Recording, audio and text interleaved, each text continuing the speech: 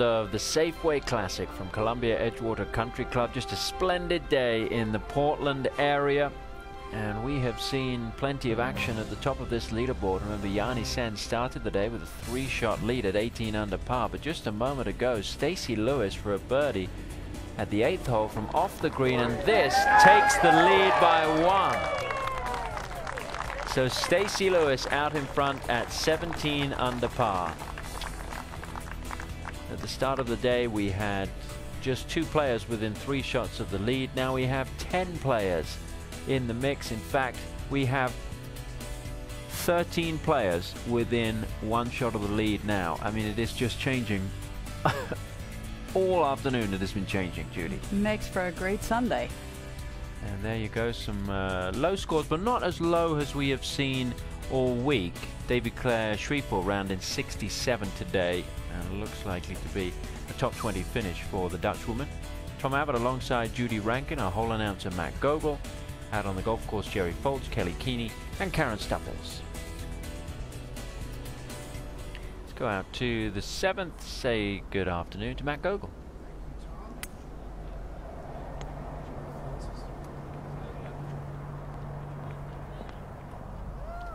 That was Susan to the 7th hole, the par 5, 463 yards, a hole that the players must take advantage of. Reachable par 5s, get a birdie or perhaps an eagle. Stacy Lewis now sits atop the leaderboard by 1. The scoring conditions a little more difficult today. Golf course actually playing over par for the first time this week as we go over to the 9th hole. And we'll catch up with Lizette Salas for her birdie attempt. You can see the conditions in Portland. Ideal. 80 degrees and no wind. Golf course has firmed up. We had rain earlier in the week. In fact, a delay on Thursday in the opening round, but it's been brilliant sunshine from basically Thursday afternoon on. And this putt from about 40 feet. Salas just 1 back at 16 under par. 2 under par in a round today. Birdies at the 5th and the 8th hole. The 3 at the very top of this leaderboard, Stacy Lewis, Christy Kerr, Lizette Salas, have not had any slip in their round today, and there have been quite a few slips from players that are contending, and were leading when this day started. I'll still play. Thank you. Well, now Yanni, who talking about slipping right off the bat, par at the 1st and double Judy at the 2nd, bogey at 3 and 4. This is her 3rd shot at the 7th. Trying to claw her way back. Not a good tee shot on this hole. Was in the right, little bit of tree trouble on the right. Laid it up to here. Excellent angle, right at 50 yards. Jerry, she did make a bounce back birdie on the 5th hole. She did, narrowly missing the eagle putt on that hole. And there's a pretty good opportunity here at 7. Yeah, that's a good leave. Back up the hill about 12 feet. So see if she can kind of right the ship. She's still in it as we go over to 16. And one of the best rounds of the day from Jorina Pillar. This for a par at the 16th. Jorina 6 under for the day. No drop shots, and a player who has taken some momentum from the Solheim Cup. Yeah, someone always gets a little wind under their wings after the Solheim Cup, and sometimes more than just someone, but somebody from each team. About 3 short, pins on 7, so that gives you 4 to carry the front edge. Just right out of it. Yeah. 10th hole, and Christy Kerr, Kelly Keeney with this pairing today. Christy opted to lay up, and she did it perfectly. She has a great angle to this front hole location. You heard Christy talking with her caddy Worth. The hole location is only 7 on, but there's only about 4 yards to the right and to the left in this front portion of the green on the 10th. She has 82 yards. It's a perfect little sand wedge for Christy. Be right. Left. Okay, good shot. Nicely done. Yeah, Christy Kerr will have that to tie the lead. Back to number 7. And now the eagle attempt for Suzanne Pedersen. A putt, Matt, that you're really not expecting to make. If you had a stress-free birdie putt tap in, you'd be happy, but nothing really tricky to it, even though it's rather lengthy. Slightly uphill and turning left. easiest hole on the golf course this week, and not a surprise being a shortish par 5, but one Yanni better take advantage of right now. Sandra Gall having some problems at the 12th. This is her 4th shot. But that'll help. So Sandra Gall moves to 14 under. She's just 3 shots back. And we'll go to number 9. Stacey Lewis, talk about perfect scorecard. She has not dropped a shot this entire week. She only had 143 yards this flag, just took her 3-wood off the tee for safety, and she's just hit an absolutely stunning shot in here again. Yeah, Karen Supples with this group, and that gives you an indication the greens have definitely firmed up. Earlier in the week, they were basically stopping right there. Now talk about the difference a day can make, Jerry. Yanni was 5 under par through 7 holes yesterday. Right now, she's currently 3 over par in a round. Well, and it's been quite a while since she was in this position. Excellent putt there. Tell you what, that is really settling her down after that rugged start. 4 over through her first 4 holes. Birdie at 5, now birdie at 7. And now, right there in the heart of this thing, one back of Stacey Lewis. Suzann Pettersen now, Jerry, what did that go by, about 10, 12 feet? Yeah, it chased on quite a way. She knew it as soon as she hit it. She started snapping her fingers as a way to indicate like the ball's going to heel like a doggy. But nonetheless, pretty flat. Speed-wise here, just outside the left edge by my read. Well, Yanni failed to hit the fairway, had to lay up and made a birdie. Suzann, on the other hand, hit 2 really good shots. The last thing you want to do is walk off with a 3-putt par. Maddening for a professional golfer. Absolutely maddening when you do that.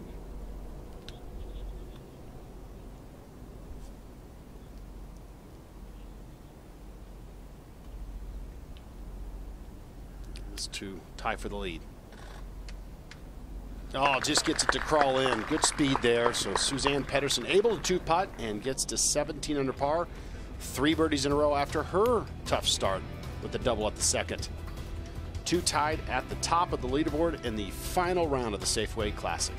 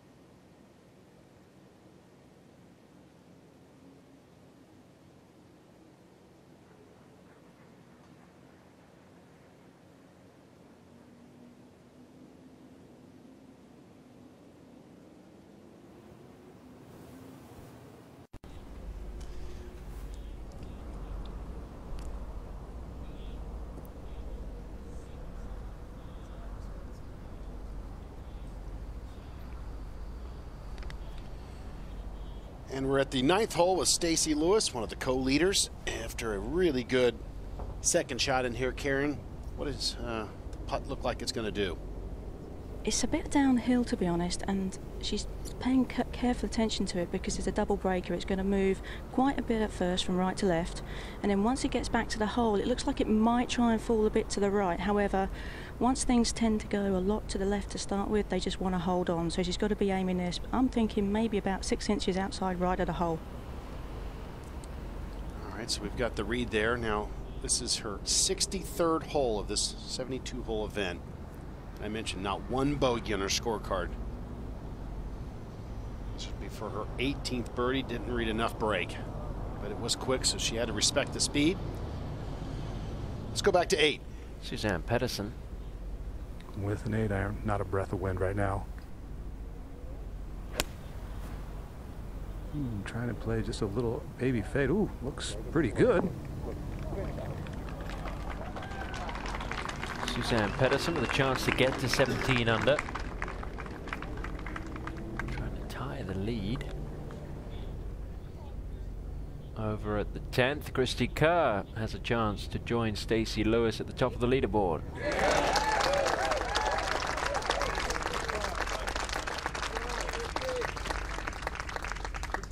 Fourth birdie of the round for the 2008 champion of the Safeway Classic.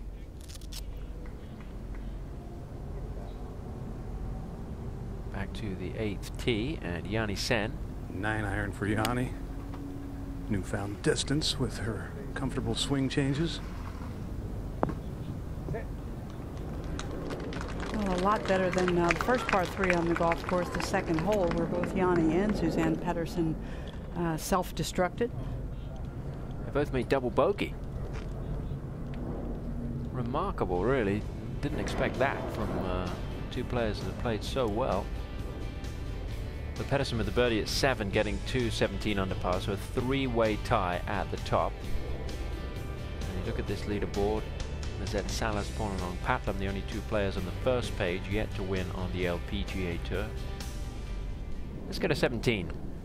And the hottest player in the golf course, Jarena Pillar, for birdie. 17, not an easy hole. Hasn't been an easy hole all week.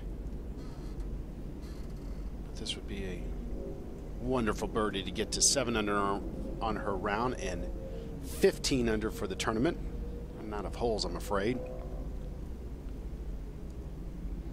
Oh, that's right in the heart, just short. For the week, it's played the 3rd most difficult hole in the golf course, slightly over par.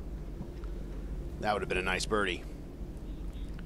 And we'll go up to 18 and play the hardest hole in the golf course today as we go back to 9 and catch up with Pournanong Patlam. Left rough. Still in this.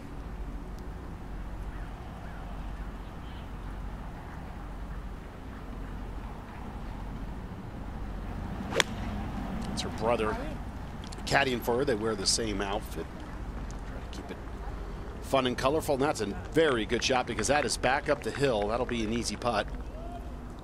Be a little more aggressive with it with that pink golf ball as we go back 1 hole to the 8th. And Yanni Sen taking a look at this birdie putt. You can see the 10th green behind.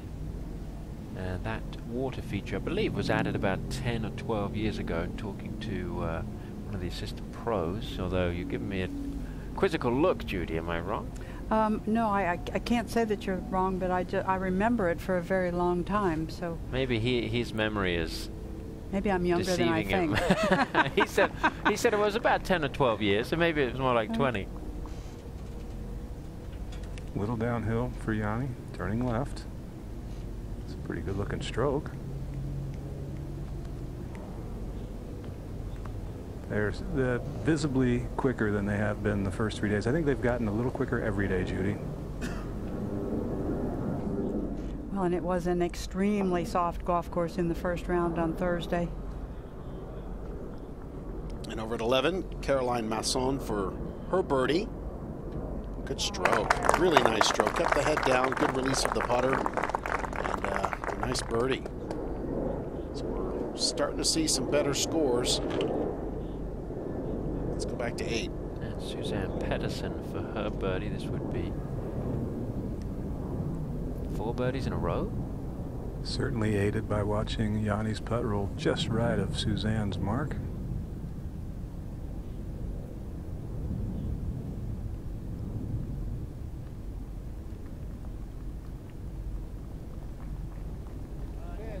coming alive in this final round. Suzanne Pedersen moves out in front at 18 under par. Champion of this event a few years ago. Pedersen the winner in 2011. And that was a Pumpkin Ridge. And the 10th hole is at Salas with her third shot.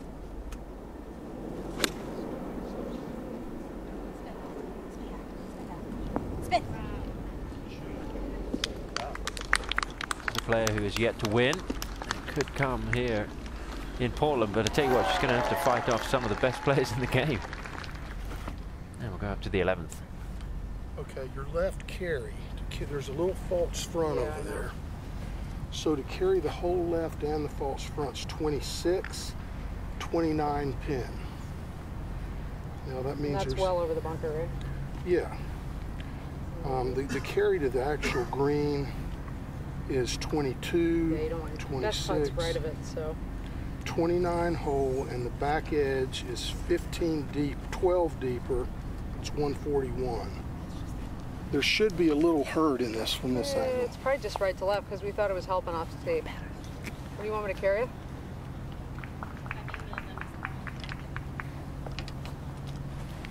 I mean, I think in a perfect world we want to carry 26. Right of it. Yeah. It's just a little one of these, right? Yeah, correct.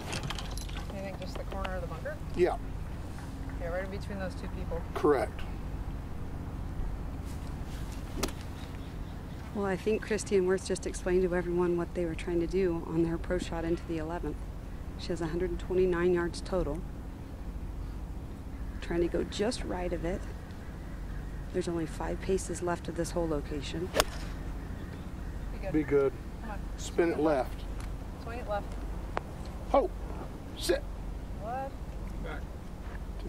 Just go off the green there, Kelly, and that gives you a really good indication okay. if they landed at about the right spot, but it's so firm up there. Of course, that green is perched up, so it's going to dry out even quicker as we go back to the 10th.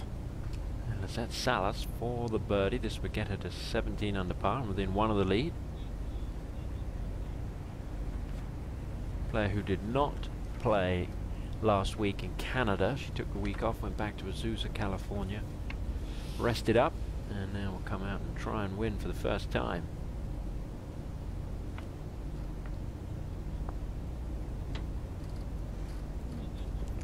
She's had a really good week, but putting numbers are not extraordinary. Not the numbers you would think for the good scores that she shot, 66, 68, 68. Final round of the Safeway Classic.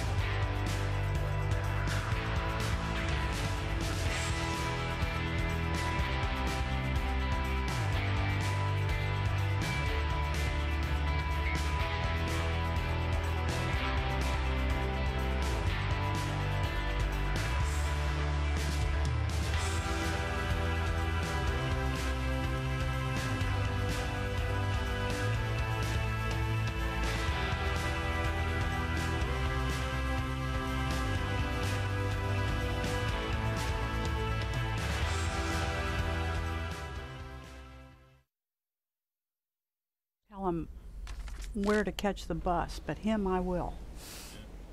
Yeah, well, it was it. I mean, just you were saying a lot of people. Twice he said it now. Which about? Well, then he had to make a remark about Navistar. I mean, they can figure out it's him or me if we're not working together again. In fact, he works for the Golf Channel, I might not.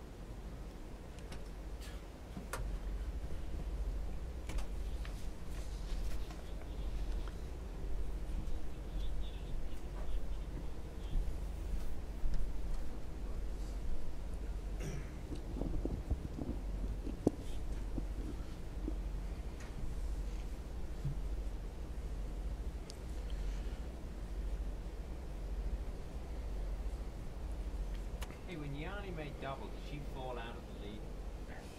So it was already at. She fell into a tie because Christy was already Christy was already 16.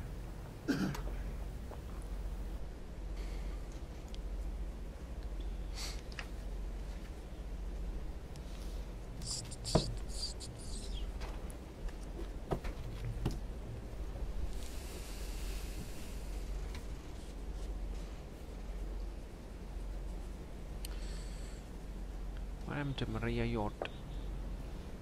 There's your defending champion. Here.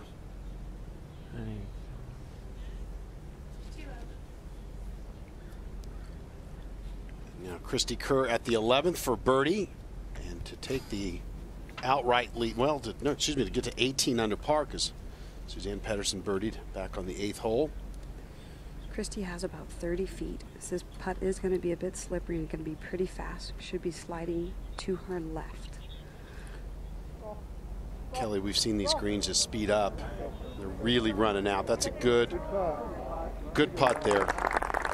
25 feet plus to get it within a couple of feet is pretty good as we go back to the 9th. And Suzanne Pedersen, second shot. Not good. Tee shot just released into the really deep rough. That was only a shot of 159 yards. She went with 6-iron. And that is phenomenal to get it to the green from that line with any club. Yep, just got on Jerry about 4 or 5 feet. So the green in regulation, attempt at birdie for our tournament leader, Suzanne Pedersen, 18 under par.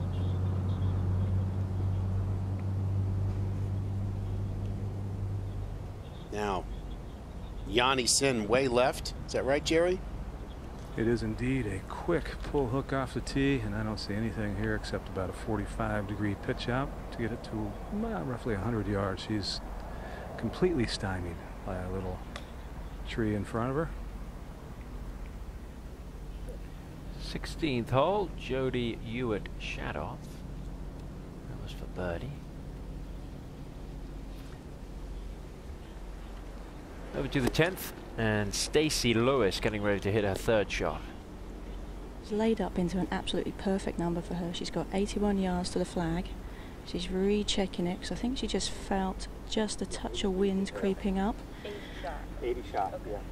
Getting comfortable again with the shot now. Taryn, it's just been an amazing week, though, for virtually no breeze at all. And then with all the tree cover on this golf course, it's just not been a factor. No, it really hasn't. But every once in a while, it creeps up just enough to make you think. Stacey Lewis with a birdie putt coming up, trying to tie Suzanne Pedersen here at the Safeway Classic.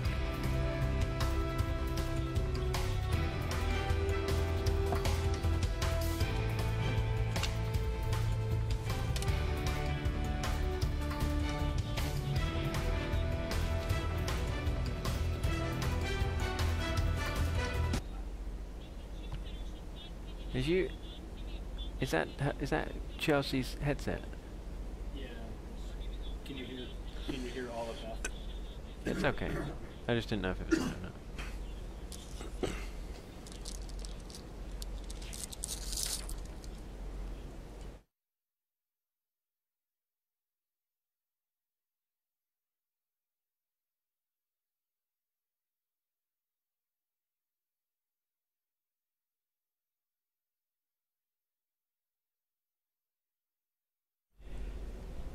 Sunday in Portland, Oregon, the final round of the Safeway Classic. We're at Columbia Edgewater. Yanni Sen started the day with a 3-shot lead at 18 under par. We have seen plenty of changes at the top of this leaderboard. This was a little earlier. Suzanne Pedersen for a birdie at the 7th. This to get to 17 under. And at the time, tie the lead. Then the very next hole, this for 4 birdies in a row. And to take the outright lead, Suzanne Pedersen on a charge here in Portland, trying to win this event for the 2nd time. So here is how things stand at the moment. Yanni Sen had a horror start. Parred the 1st, doubled the 2nd, bogeyed the 3rd, bogeyed the 4th, but she's managed to bounce back just a little bit, and she is 2 shots behind Pedersen. Further down, Other players still very much in the mix. Jarena Pillar trying to win for the first time, but only has 1 hole left to play. Kari Webb still has time to win this golf tournament, as does Sandra Gahl. Morgan Presser will have to go some if she is going to step into the winner's circle here at the Safeway Classic. Tom Abbott, Judy Rankin in the booth with you, joined by Matt Gogol out on the golf course, Jerry Foltz, Kelly Keeney, and Karen Stupples. We'll go out to the 9th hole and say good afternoon to Matt Gogol. Thanks, Tom. And Jerry Foltz will be following this final pairing. And after a shot from the right rough, Suzanne Pedersen was able to get this just on the green, Jerry, with a 1-shot lead. What do you see in the putt? Well, that shot, first of all, 6-iron from the deep rough to get it on the green was amazing. This one uphill on a bit of a double breaker, might just wiggle left early, and as her caddy was just explaining to her, should die to the right. That was birdie the last 4 holes, as Tom mentioned, and actually 5 of the last 6. That will not make another birdie, but should be a tap-in par. Make the turn and have the lead on Sunday with 9 holes to play. You couldn't ask to be in a better position. Let's go up to 10.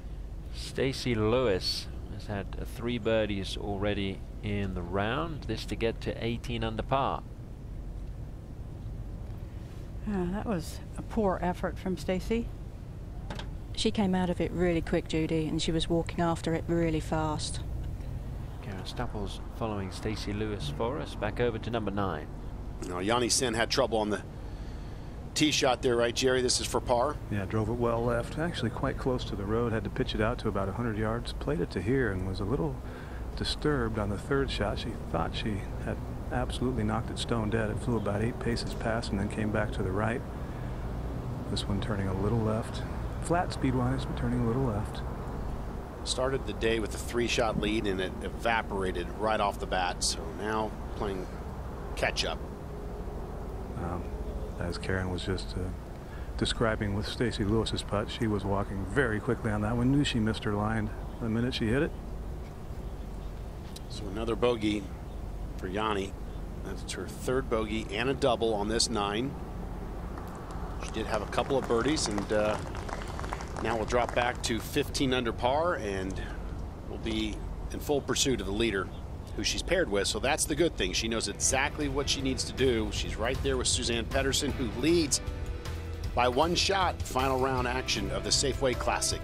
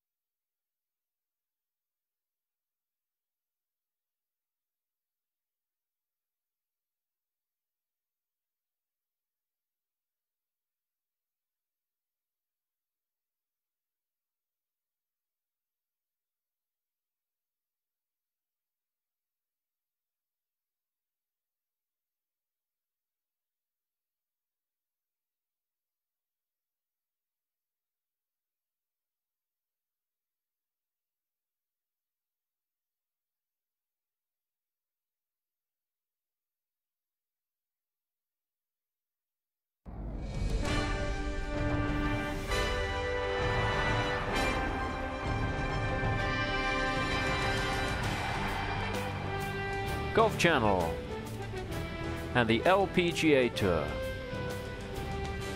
proudly present live final round coverage of the Safeway Classic presented by Coca-Cola from Columbia Edgewater Country Club in Portland, Oregon.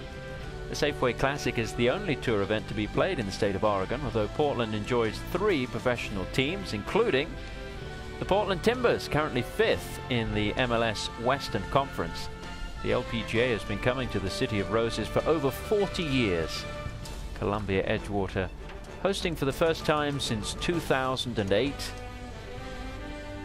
And this is a very well attended event. Folks coming out enjoying a splendid day in the Portland area. It's pretty warm out there, temperatures up in the 80s. Take a look at some highlights, and Yanni Sen off to a miserable start, Judy. This was for a bogey at the second hole. Pretty short par 3, 152 yards today, and a real stumble hole for Pedersen and Yanni Sen. Here's Stacy Lewis just over the back of the 8th green. Just perfect from Stacy Lewis, moved her to 17 under, a 3rd birdie of the round. This was Suzann Pedersen for a birdie at the 7th to join Lewis at 17 under. Actually a second putt. She put the ball on the green at 7 and 2. It's played as the easiest hole on the course this week. And the very next hole, Pedersen had this to get to 18 under and take the outright lead. So she stumbled, as you mentioned, at the second hole. Both Pedersen and Sen made double bogeys, but Suzann responded with a birdie at the 3rd and then had 4 birdies in a row from the 5th. So Pedersen leading by 1. Stacy Lewis and Christy Kerr right behind. Kerr was the last winner at Columbia Edgewater. She won in 2008. There's Lexi Thompson inside the top 15 at the moment. Let's go out to the 11th. Now Lizette Salas for birdie at the 11th hole. Currently 16 under par. Boy, that's tracking. She made a bunch of putts from greater than 25 feet yesterday, but that went by 5 feet. Let's go up to 18. This is Jarena Pillar for a birdie. It's been a good day for Jarena.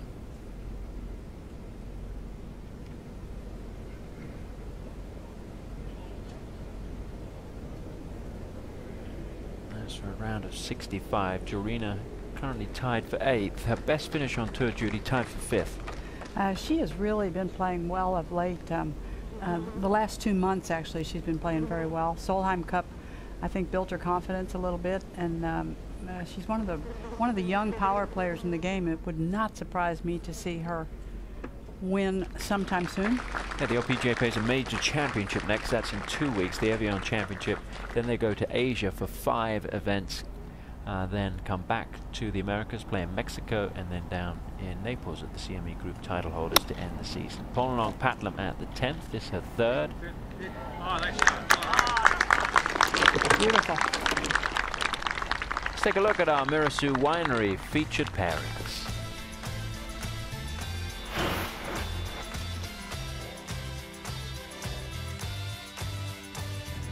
Hi, I'm Anna Norquist. I'm from Eskilstuna, Sweden, and I'm part of the 2013 winning Solheim Cup team. Hi, Sawadika. My name is Ponanong Petlam from Chayapum, Thailand. My brother Ponpong is my caddy. Hey, I'm Suzann Pedersen. I'm from Norway. If I wasn't playing golf today, I would be in New York watching tennis. Hi, I'm Yanni Chen. I'm from Taiwan, 24 years old. I don't know how to swim, but I love playing pool.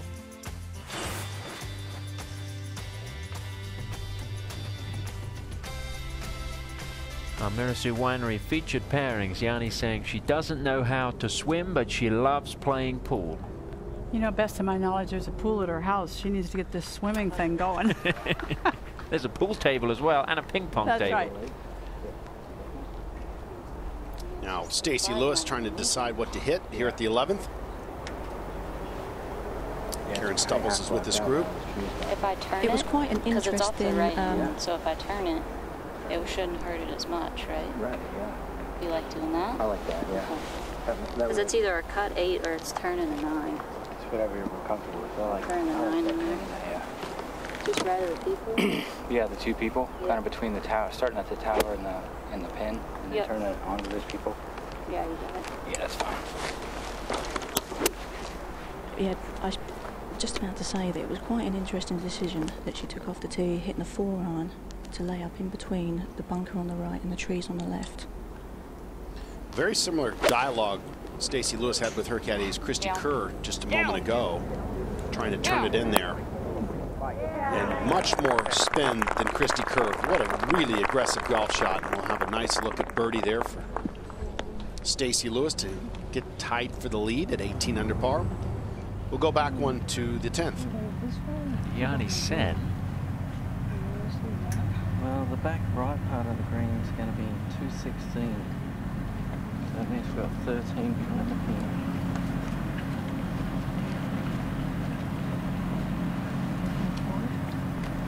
Well, if we hit this one, I think it's a little, it's got to be just a little off if we hit this one. Unless you feel like you can get it to land softly.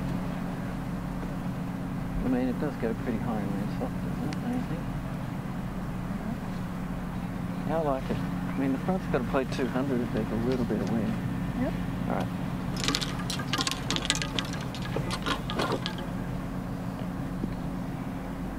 I've got 194 front, 201 to the hole on this 512-yard par 5. You take the center of the green as a reference point. This drive was exactly 300 yards, and there's really no wind helping it. She is, when she's catching them, she's the old Yanni right now. This is a 4-iron. Try and play a little fade. That's just a big pull hook. Same shot she hit yesterday with the utility wood on this hole, and not comfortable over that second shot here. But a big break there, Jerry. Hit the tree and came back towards the car path. That could have ended up right behind the tree. Yeah, and you know, from that distance and with the problems Yanni has had with accuracy in the last year, the water was just really in her mind. Take a look at that golf swing, Judy. What do you see? Well, when Yanni starts having trouble, she really gets low in the backswing, and you saw how deep she dipped in her legs as she swung the club back. When she tried to straighten up from that, it was kind of right over the top, and that was a ball that was never ever going to go to the right. And not only did she protect the right side, but she killed it to the left. Yeah, this one just getting a bit of luck. There you go. Not sure it's going to be close enough to that path to get a drop, but could have been a lot worse. Now Suzann Pettersson. Just drove it off the fairway right, forced to lay up right out 100 yards here. Pettersson with a very good chance to get to 19 under. Over at the 12th, Christy Kerr with her third shot. Kelly Keeney following Christy today. She had an awkward lie off of a downhill lie, but was able to judge it, got a big first shot, and hit a great shot. Christy Kerr with a birdie putt to get to 18 under. Could well tie the lead depending on what Suzann Pettersson does at the 10th. Plenty more still to come in the final round of the Safeway Classic. Yanni Sen hasn't won since March of last year. When we come back, the former world #1 player talks about the changes she has made to get back into contention this week. Will she be able to put her name on that grand old trophy? We will find out here on Golf Channel.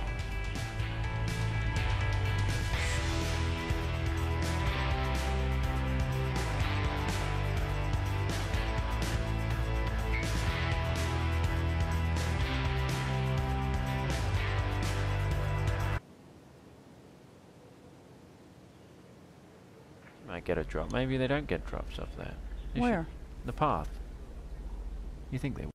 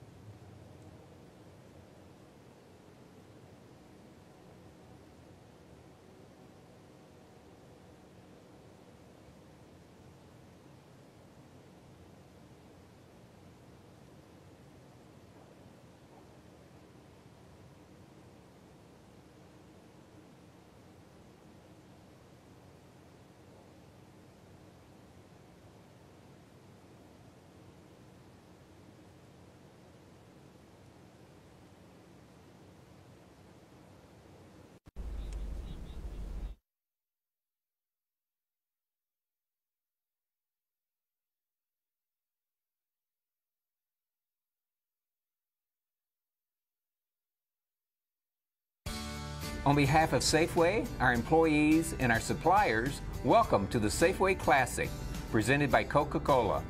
For 42 years, the Safeway Classic has provided critical funding for children's charities in Oregon.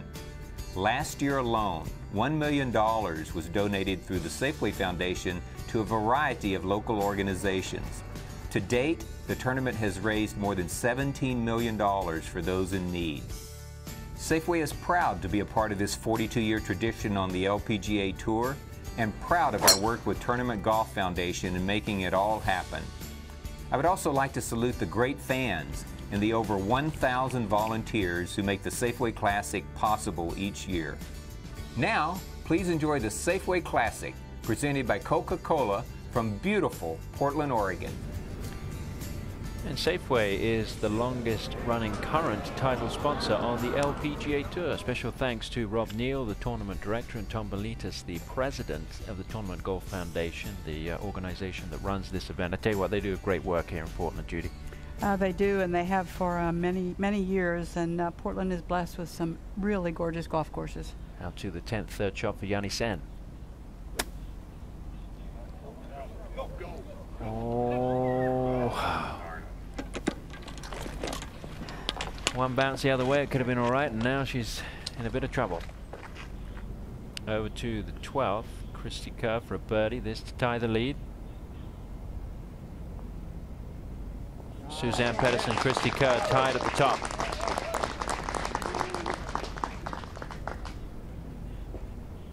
And we'll go back over to the 10th, and now the 4th shot for Yanni Sen here at this par 5. No bargain here either. Short-sided green slope slightly away where it's going to land. So the 3rd shot was either really poorly executed, or she just tried to get too greedy, really trying to hug that right side. Way too risky. It was a dogleg pitch shot. She should have played 20 feet left, but tried opening it up and playing the miracle shot. Now Stacy Lewis for birdie and a share of the lead. Putt that should break to the right. And the players are really going to have to adjust to the green speeds that have quickened throughout the day. They are really fast now, nearing 12.5 on the step meter. Go back to 10. And Yanni Sen with a very important putt, this for a par to stay 3 back.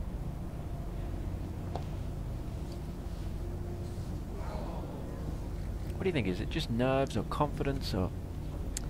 You know, I think after you've played poorly for a while, you play a little bit waiting for the other shoe to drop.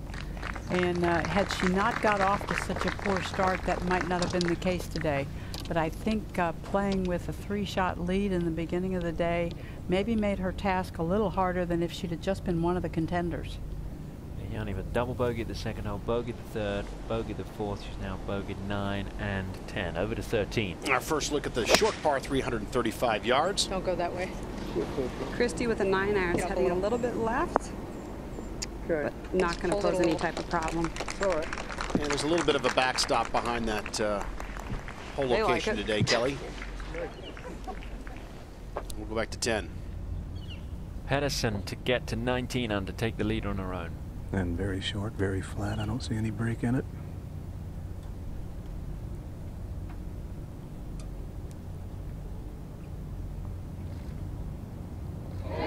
Just enough. Pedersen moves to 4 under par for the round. She leads at 19 under, trying to win the Safeway Classic for the 2nd time, but the 1st time at Columbia Edgewater. Well, glad you could join us for this final round. Tom Abbott alongside Judy Rankin. All sorts going on here at Columbia Edgewater. Yanni Sen starting the day with a 3-shot lead. I talked to her on the range this morning. She seemed relaxed. It didn't seem that way when she came out on the golf course, so we've talked about her a little bit.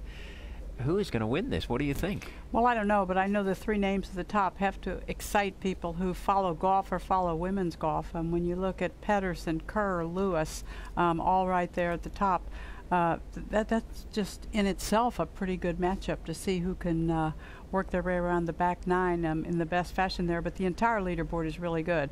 You have to feel a little bit for Yanni. As I said just a few minutes ago, I think had she started out tied for the lead or one of the leaders, she might have been in a little better place the way she's been mentally for the last months than with a 3-shot lead, because all of a sudden any player with a 3-shot lead starts to thinking, you know, now I'm in a position where I'm supposed to win. This isn't just go out and play well and see what happens. So there is no doubt in my mind she put a little extra pressure on herself because of that big lead. The 3 players most likely to take the title right now, Lewis, Kerr and Pedersen. Kerr looks confident. She knows how to win on this golf course.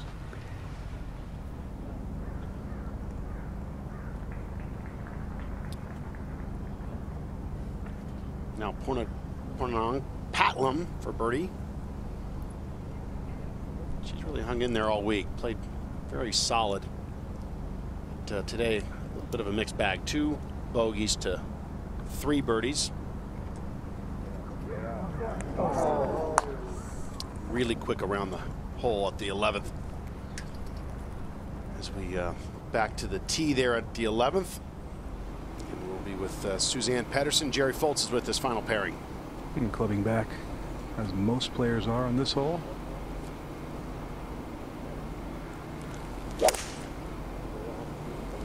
Starts that off the left edge. And that's going to be perfect, Jerry. Not the best angle because the whole location is on the left, but nonetheless in the fairway. Now Yanni really needs to collect herself.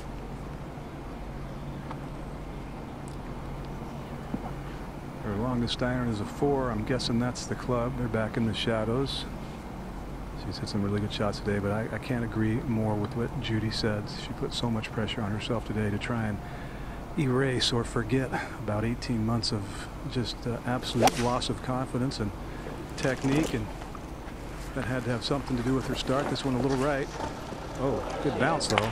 Great bounce back out into the fairway. And you know, the last 8 holes, Jerry, she's really going to have to prove to herself that, you know, that's a rough day, but she can still learn something. Time now for a course setup presented by the Golf Course Superintendents Association of America. How has this golf course changed from when we arrived here earlier in the week, Judy? Well, there was a little rain very early in the day on Thursday, and the golf course was very, very soft because of it. In beautiful condition, but very soft. Actually, on Thursday, the players played lift, clean, and place. Nothing to do with the condition of the golf course, but the fear that there might be heavy rain, and then you're going to have a hard time getting a full field around the golf course. It has gotten drier as the days have gone on. You see Gordon Kiyakawa, he has just he has this golf course in as good a shape as the players have seen any golf course in this entire season. Of course, setup brought to you by the Golf Course Superintendents Association of America. Now up to the 13th green, Christy Kerr. This putt should have some speed to it. Downhill sliding to the right. Now another good effort by Christy Kerr. Gonna have to put a little bit of pressure on Suzann Pettersen. It's getting hard with the greens firming up. It's gonna be hard to get close to the hole. Still just 1 back. This might be a day where posting that clubhouse leader might end up doing it for you, because the 18th hole is the hardest hole in the golf course. So keep doing what you're doing, get in and post a score. And let's go back to 12. Lizette Salas trying to get to 17 under. The player who has never won before. She lost in a playoff in Hawaii to Suzann Pettersen earlier this year. But it was a landmark day for her, even though she lost, because she shot 62 to get in the playoff. Well, that first victory could come this week, much like Jarena Pillar, the player that looks likely to win soon. I think so. Well, if Lizette Salas can come through and win, she's going to beat some of the best players in the game. Suzann Pettersen with a 1-shot lead here in Portland.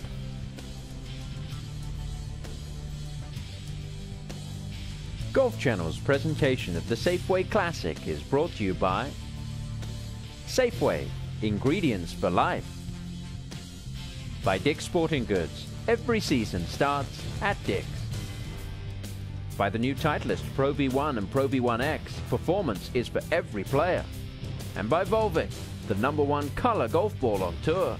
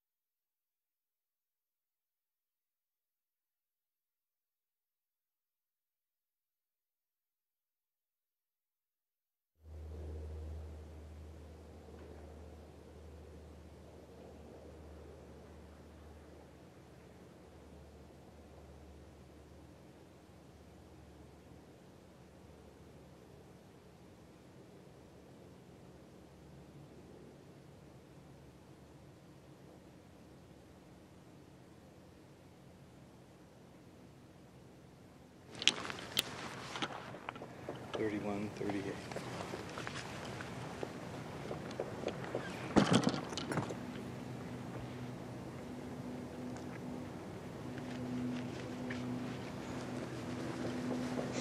That's good. Thank you. Down 2.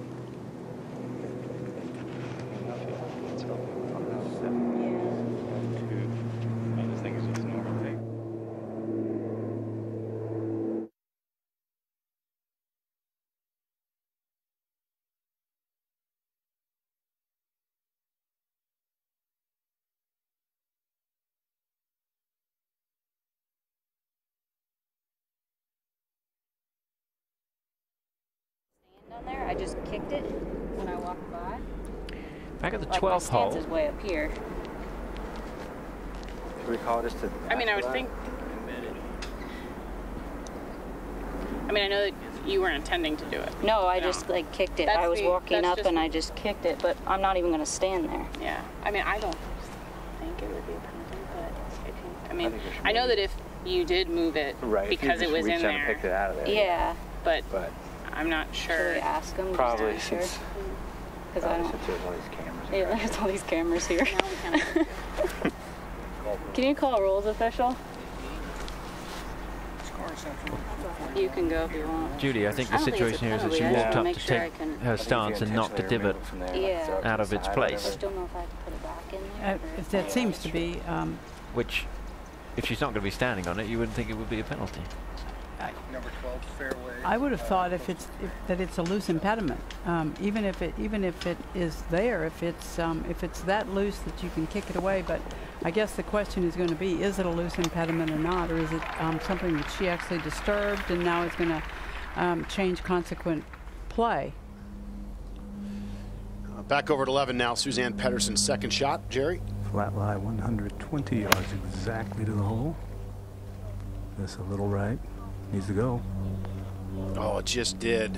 It stopped pretty quickly. Needs to stop right there. So uphill putt, but safely on the green.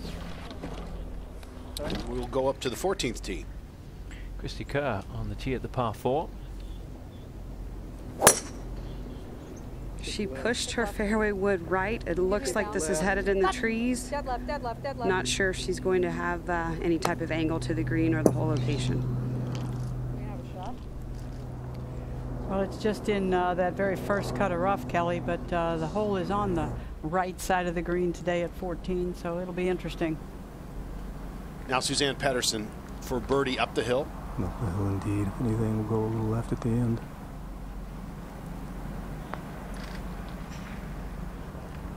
Plenty of speed, plenty of speed. Wow, a putt gets to 20 under par, leads by 2 strokes now. Suzann Pettersen, the leader.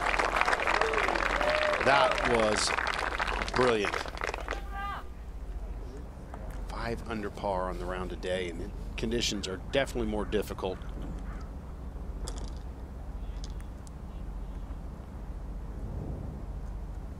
Look at that as she sees it going in the hole, and you know, certainly start thinking about the win, but that certainly goes a long way. And now Yanni, who's just watching Suzanne Pedersen play lights out after her opening the second hole double bogey. Yanni's just been spinning her wheels. Was within 3 holes ago. This one slightly downhill, maybe going a little left at the end.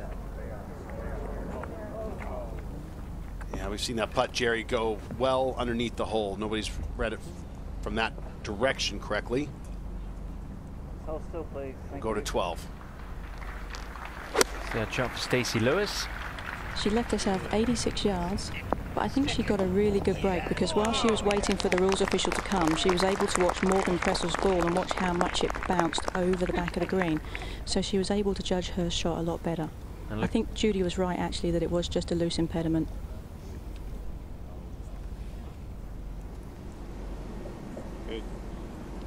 And this just a moment ago over at 13, Lizette Salas. 3 back.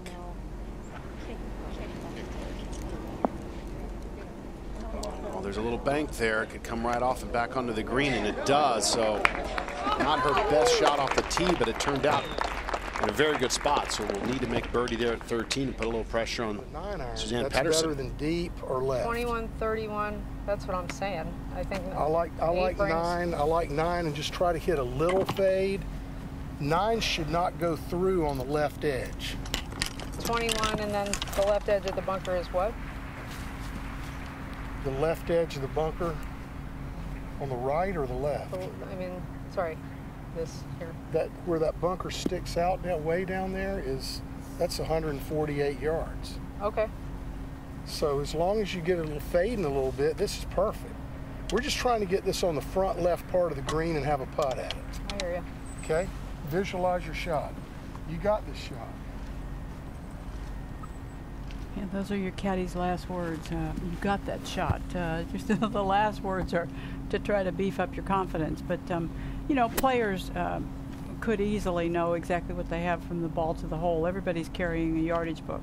But one of the things the caddies do is they can give you 9 yardages around that green, what every bunker is and so on. And as a player, you don't have time to do that.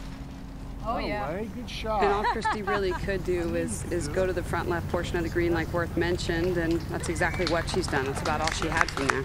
Yeah, very, very good shot. And bear in mind, it is hard to hit a big curve with a lot of loft on a club, so you're not going to hit that wicked little slice with a 9-iron. It just doesn't happen. And we'll go to the 13th hole. And Lizette Salas now for her birdie. Fortuitous bounce off the fringe, comes back onto the green, and this to get within 2 shots of the lead.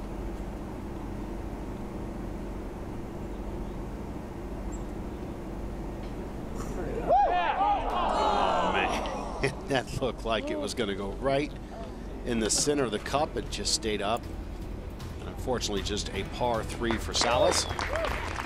But right now, it's Suzanne Pedersen, who's been on a roll, has birdied 5 of her last 6 holes. That's really good. 2 under par, or excuse me, 2-shot lead in the final round of the Safeway Classic here in beautiful Portland, Oregon.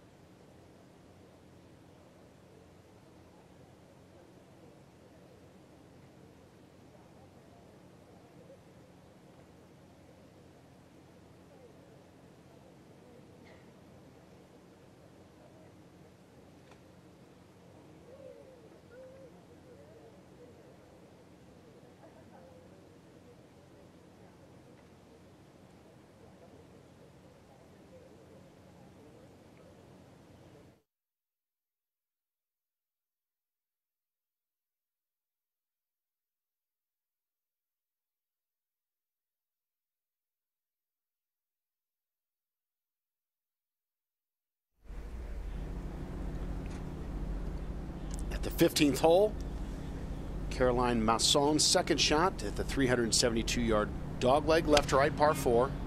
Having a really good week, wants to finish strong. And that's how you do it right there. That's within 3.5, 4 feet for birdie.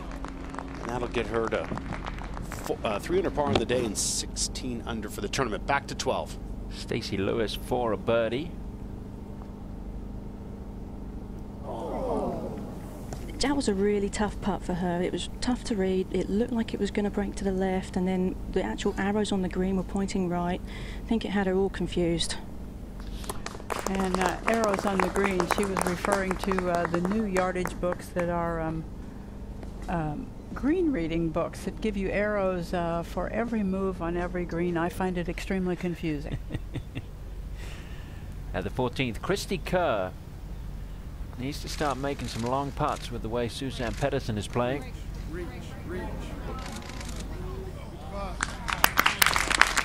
Good solid par, though, after driving the ball in the wrong position.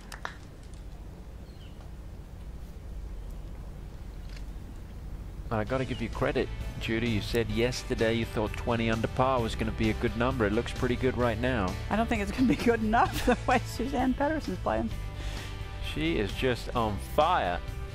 Made 6 birdies in the last 7 holes. Maybe 5 in the last 6 holes. It's just been a putting display. 7 birdies in the last 8 holes, maybe. I'll get there in the end. This was at the 8th. They just keep going in is the point I believe you're trying to make. Beautiful smooth greens. She made 4 in a row from the 5th. This was at the 10th, her 3rd. A little wedge shot 3rd at the 10th that doesn't leave her much to make. And that will get her to 19 under par. Wasn't quite done yet. This was at the 11th. I don't know if this was expected, but she did do part of it really right. She kept the ball underneath the hole. So Suzanne Pedersen getting to 20 under and having to lay up at the 12th, though, Jerry. Yeah, not a very good lie, but it was going to be a 3-shot hole anyway.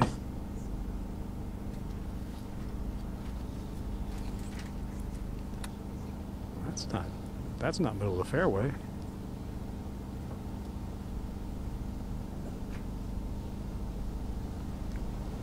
Let's go to 13.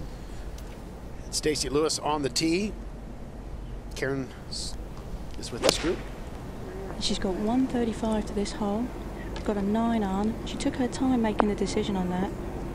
Hit it to the perfect locations. Going to use that little backstop slightly. That's a pretty good lead. It is. You can't really mess right of that flag, and you don't really want to be short either. So she did well with that one.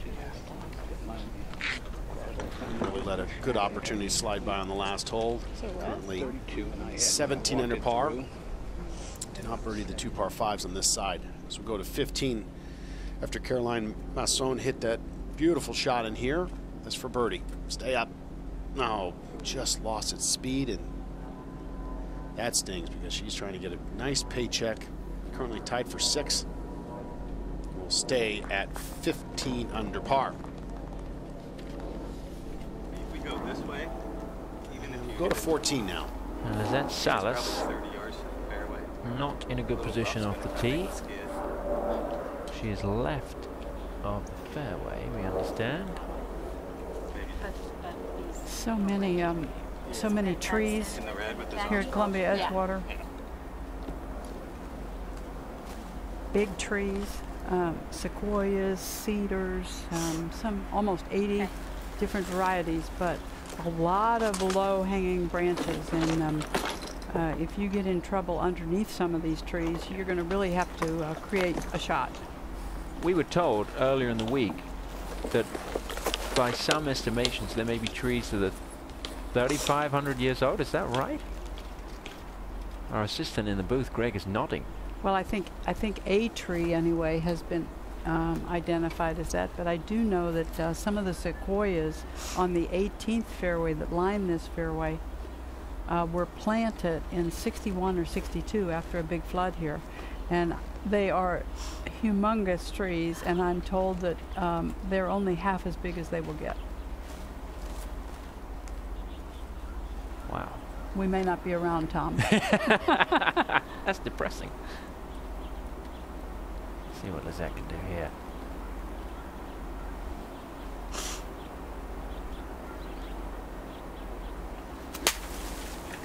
Ball way back on her right foot, trying to take all the loft off of that club. But you need just a little loft to get the ball in the air and out of the predicament. That's okay. Lizette Salas currently 3 shots back, can't afford to make any mistakes, needs to get that ball up and down at the 14th. Suzanne Pedersen with a 2-shot lead, not the best layup at the 12th. We'll see what kind of shot she has when we come back.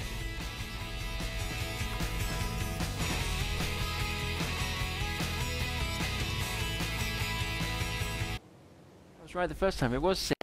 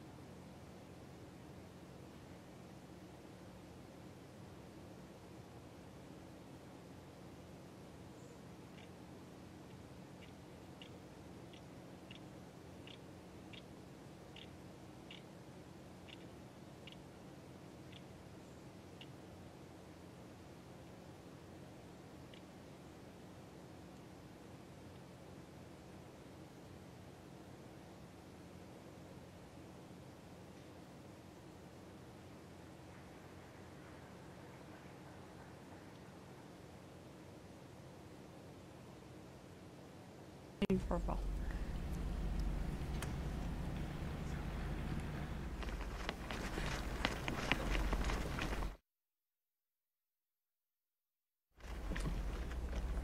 Back at the 12th hole, Suzanne Pedersen not in the best position here, Jerry.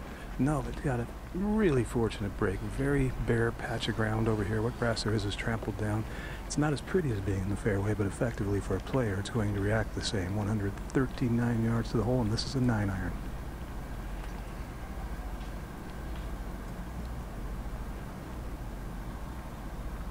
So what Jerry describes is a surface where it's really pretty easy to get the club cleanly on the back of the ball. It's well right of the hole. Quite honestly, her 3 worst shots in succession all day right here.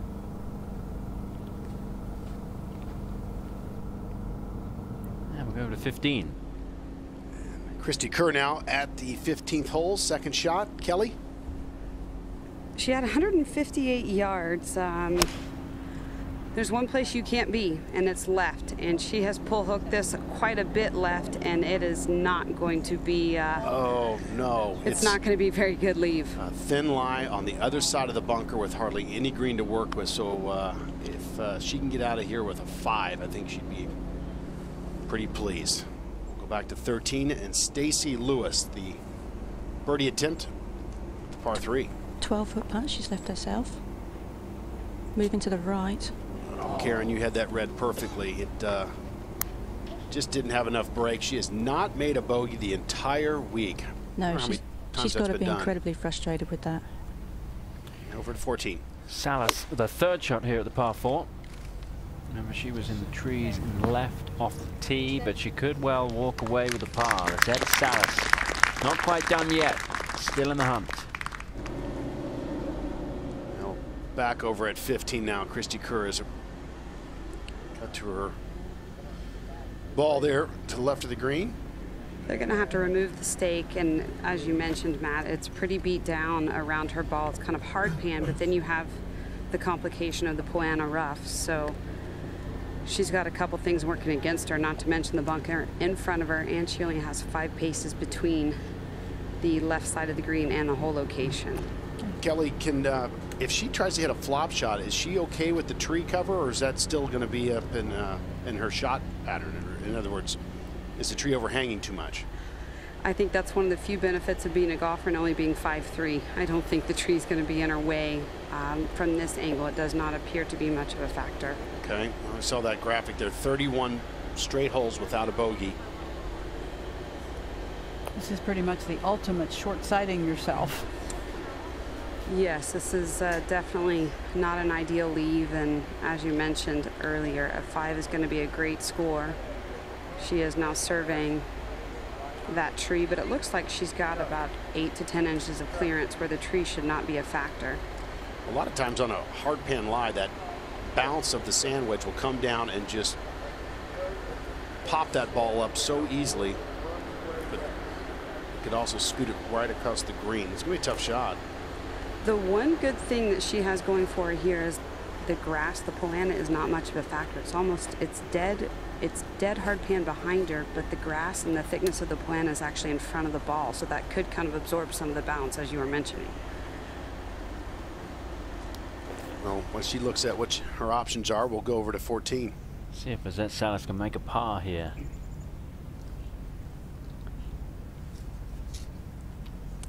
She knew immediately she didn't give it enough room to break. Salas drops back to 16 under, and she's 4 behind Suzann Pettersson, back to 15. Now Christy Kerr trying to figure out what she wants to do, where she needs to land this. Even though you still got a chance to win, you got to take your medicine here. And realistically, hit it 15 to 20 feet and just try to make a long putt for par. Matt, I do agree with you when it comes to that. Bottom line is you have to get this ball on the green to have any chance of putting any pressure on Suzann Pettersson. Ideally, she'll land it just on the fringe or a couple feet on the green. She caught it cleanly. Good shot. That's a great golf shot. It's about as good as she could do. Now it's going to roll out to about 25 feet, so you never know. Due for a long putt. I didn't think I could get it up that high off a lie like that, so I was really concerned about what that bounce was going to do into the ball. She'll mark and look at her par attempt. We'll go back to 12. And Yanni Sen has had a few problems here at the 12th, Jerry. Well, just one, really. She almost got it to the green in 2. It was a front left bunker. That was a lengthy bunker shot that it looked like she hit with about a 9-iron. Caught it a little thin, not too much, just bounced into this rough over the green, and now struggling to save par, or no. And Yanni is 4 over par for this final round. Started the day with a 3-shot lead. She's currently 4 back. Wednesday, the President's Cup captains Fred Couples and Nick Price announced their much-anticipated captain's picks. You can see it Wednesday at 2 Eastern on Golf Channel. It's a Golf Central special. What do you think, Matt? Steve Stricker and Jordan Spieth? I think those would be good picks. Jordan Spieth, hot young player. I mean, he's been impressive this year with the win, and Steve Stricker, a veteran on the team. That would be. Then you also got to consider Dustin Johnson, long ball hitter, and Freddie, we all know, likes the long ball hitters. We'll find out on Wednesday afternoon. You can see it at 2 o'clock Eastern time. Out to the 12th, Suzann Pettersson for a birdie. The way she's putted today, Jerry, has been so impressive. It has been indeed. I wouldn't be surprised at all to see this one drop. Probably not the first thought in her mind right now. There's a little bit of slope from the right. Most of it's early in the putt. She'll hit it through a lot of that break because it has to hit it pretty firmly. And it straightens out at the hole. You think that's been the club that maybe has been the difference maker for Pettersson? She's always in contention. Well, it seems like it anyway.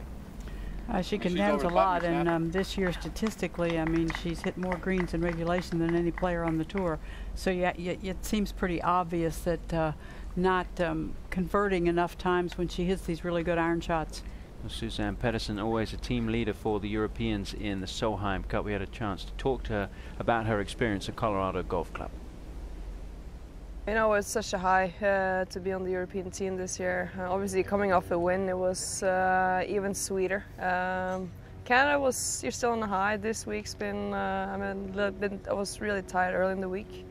Now I'm back to where I should be. But evenings have been pretty slow for me. It's not physically you're tired, it's more the mental, your head. You kind of always have to refocus every day, getting up. You can't really let your head go, and that's probably what kind of fatigues you, if anything. Pedersen playing in her 7th Solheim Cup this year, out to 15. For this for par now. Sliding to her left. Good attempt, but unfortunately going to drop back a stroke and be 3 off the lead of Suzanne Pedersen. That was an amazing miscue for Christy Kerr with a lofted club in her hand, the second shot.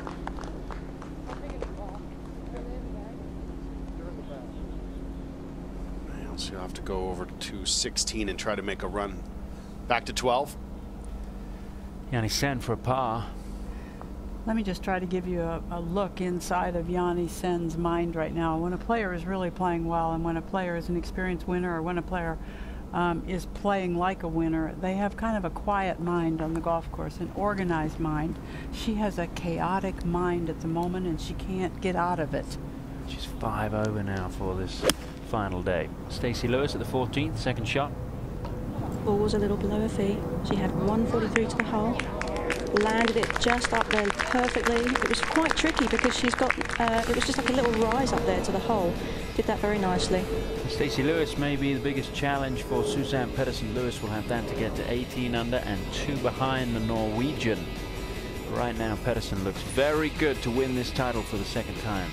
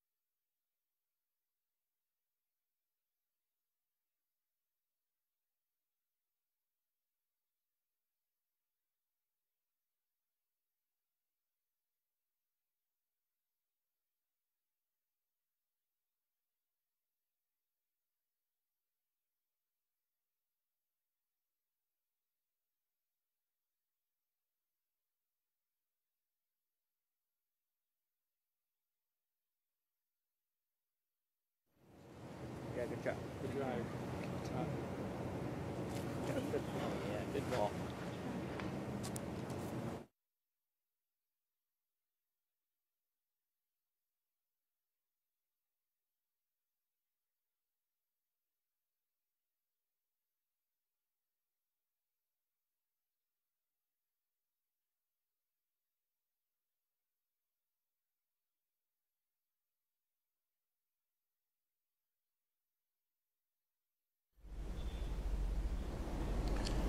And we're back. This was just a moment ago. Our leader, Suzanne Pedersen, at the 135-yard par 3 13th hole. Not a breath of wind, going with 9 iron.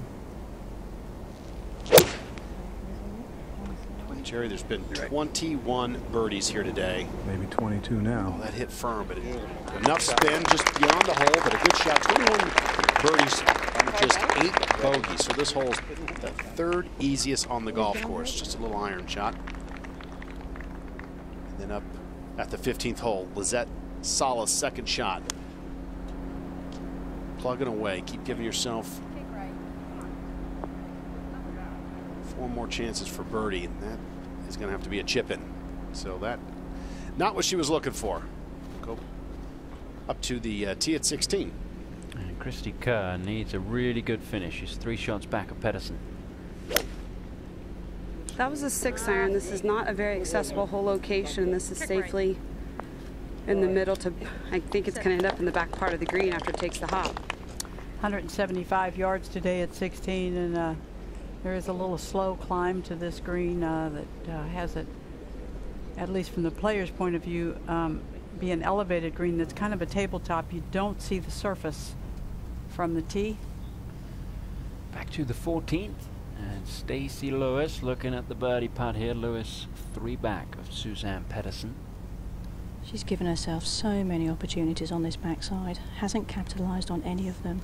Knows she really wants to give this one a good roll, but it's a bit of a tricky read. Her and Travis, her caddy, have been trying to make the most of it. You know, he's signalling it might be a bit right to left, she's going left to right, really unsure, so she's got to commit to the line she's chosen right now. It's kind of bad when you each have a different idea. The caddy thinks it's going one way, you think it's going the other. And that's been the story of her back 9, Judy. She's been close, but not quite close enough.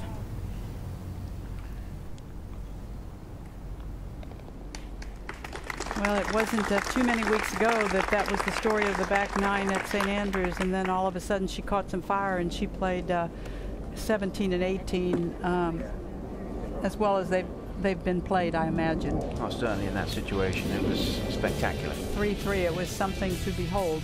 So Stacey Lewis chasing Inbee Park in the Rolex Women's World Rankings. Stacey could make a dent on the lead of Inbee Park with a victory here this week. Park withdrew with flu symptoms before the tournament began. Suzann Pettersen also trying to get the top spot in the World Rankings. Paula Creamer also withdrew from this golf tournament. She didn't withdraw until Thursday morning, citing personal reasons, but it's turned out to be a very, very good event, despite the fact that Inbee and Paula are not in the mix.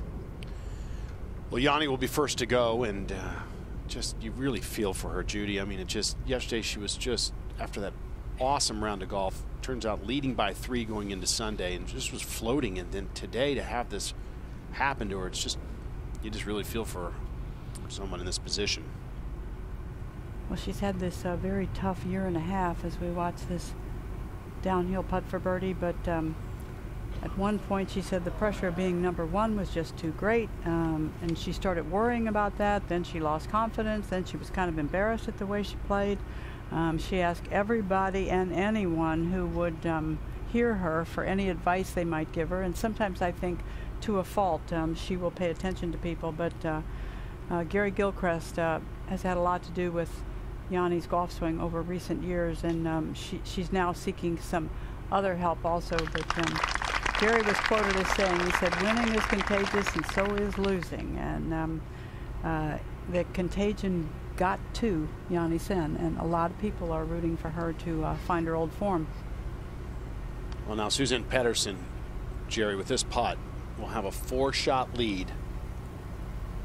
And just the flip side of the equation here, Matt, as the way Yanni has played today, it has been very difficult to watch, and you just hope she takes the confidence away from how she played yesterday and not the misery from how she played today. Suzann Pettersen, on the flip side of that coin, has hit the ball overall very solidly, left herself in some pretty good positions and putted the lights out of it. Got a pretty good teach from Yanni's putt. Maybe told her it might not go quite as far to the right as she originally thought. Maybe just about a cup left here. Well, she had the same trouble at the second that Yanni did. Both double bogeyed the par 3, but since then they've gone in opposite directions, and that's in for a birdie. A 2 at the 13th hole gets you to 21 under par, leading by 4 with just 5 holes to play. That She is going to be tough to catch. Just hit fairways, hit greens. Don't have to be a hero. Make your pars, get in, sign that scorecard, and grab that trophy as we go up to 16. Christy Kerr for a birdie at 16. This is, you got to think, a must make. There's a bit of a tricky putt. It should go to the right at the start, but this thing started so far left that it never really had much of a chance. 15 now. Lizette Salas for par. She was long of the green and then chipped all the way back down to this position. This is now not going to win the golf tournament. This is for dollars. This is to keep climbing up the money list, world ranking points.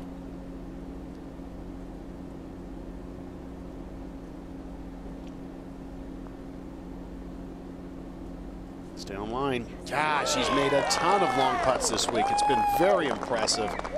Perhaps we're starting to see the young new American star in professional women's golf. That was, if she putts like that, we're going to see her atop the leaderboard much more often. And that was at 15, so she's got 3 holes left. We'll go to 14. And Suzanne Pedersen, tournament leader, 21 under par. 6 under for the day, Jerry. Driver again today on a hole where you don't necessarily need it, a very tightly framed hole. The trees seem to grow out over the fairway. Not a lot of room to miss it on either side, but sticking with that game plan.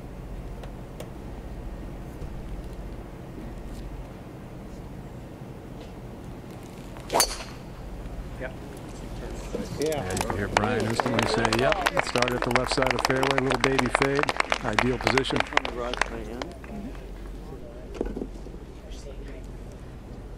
Well, I think the little baby fade is something that has made Suzanne not quite as long a driver as she had been. One of the things to look at here is her right foot and how she does not fan her foot at all, and that's why she is able to resist that turn with her hips like she does, big shoulder turn. Suzanne is not a player who makes a big shift and move to her right side. Doesn't get behind the ball as far as some players might. But she has a very tight turn, and she's been very successful of late. But she has lost driving distance in recent years. Accuracy's improving, though. She's certainly in a good spot here at the Safeway Classic, leading by 4.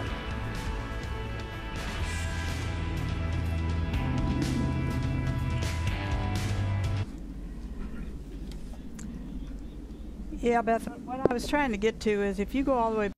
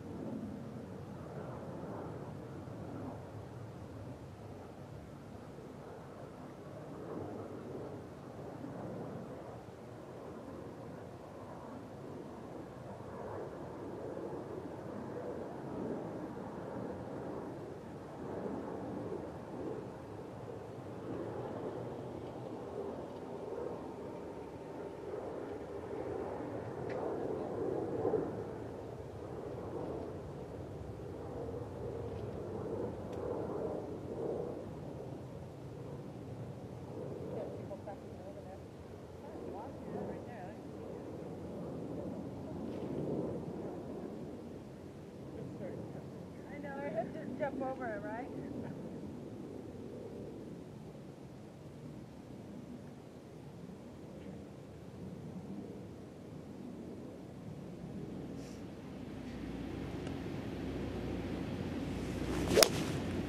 Hole.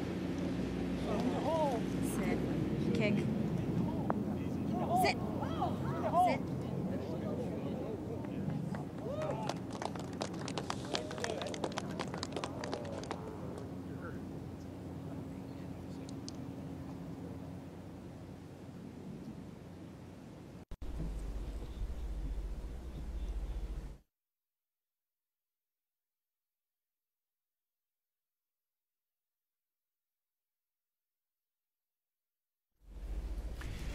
Golf Channel and the LPGA Tour, bringing you live final round coverage of the Safeway Classic presented by Coca-Cola.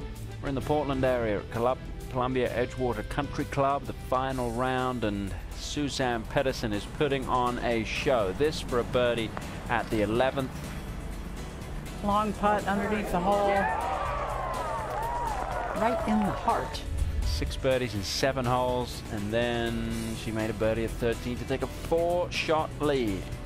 The opposite kind of putt, a little bit delicate, breaking to her right, and just beautifully done. So Pettersen trying to win for the 12th time on the LPGA Tour, the 2nd time here in Portland. When she won in 2011, she started the day 9 shots behind Na Yeon Choi, ended up winning in a playoff. Little different today. She started the day 3 shots back of Yani Sen, and at the moment doesn't look like she's going to need a playoff to win this one. That is the ball of Suzann Pettersen at the 14th. What's the worst guy that is going to throw the line to? Just at the end of a divot. Tom Abbott and Judy Rankin with you. Hole announcer this week, Matt Gogol. Out on the course, Jerry Foltz, Kelly Keeney, and Karen Stupples. This is one of the more severe greens, though it's not going to release as much as they have. Probably just blend over the... Yeah, goes right or it goes away to the right. I think that's the best play. Takes all the guesswork out. That way you can just hit it. Shot of 101 to the hole. She carries 4 wedges, pitching wedge, a pitching wedge bent to a gap wedge, then a typical sand wedge, and a lob wedge. You heard Brian say this takes out some of the guesswork, so this is likely the full sand wedge, not trying to finesse a gap wedge in there.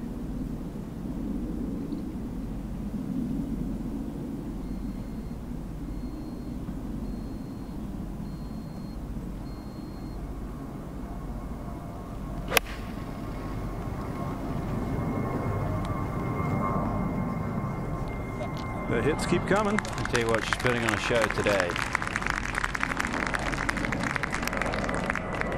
Low round of the day so far is a 66 from Jarena Piller. Pettersen currently 6 under for the day. Let's take a look at that swing one more time, Judy. Yeah, she can really get on top of the golf ball, so any little lie that might concern you, no concern for Suzann Pettersen. Swings right back of the golf ball and through the turf. Ball has a great sound when Suzann Pettersen strikes an iron shot. Over to 15. And at 15 now, Stacey Lewis for birdie. You see she's aiming way right. It's going to be quick downhill too. How's it look, Karen? Finally. She says finally. She's had a couple good looks at birdies, just couldn't get them to go in, but that gets her in the solo second, 18 under par. Still no bogeys for the entire week. PGA Tour with a Monday Labor Day finish.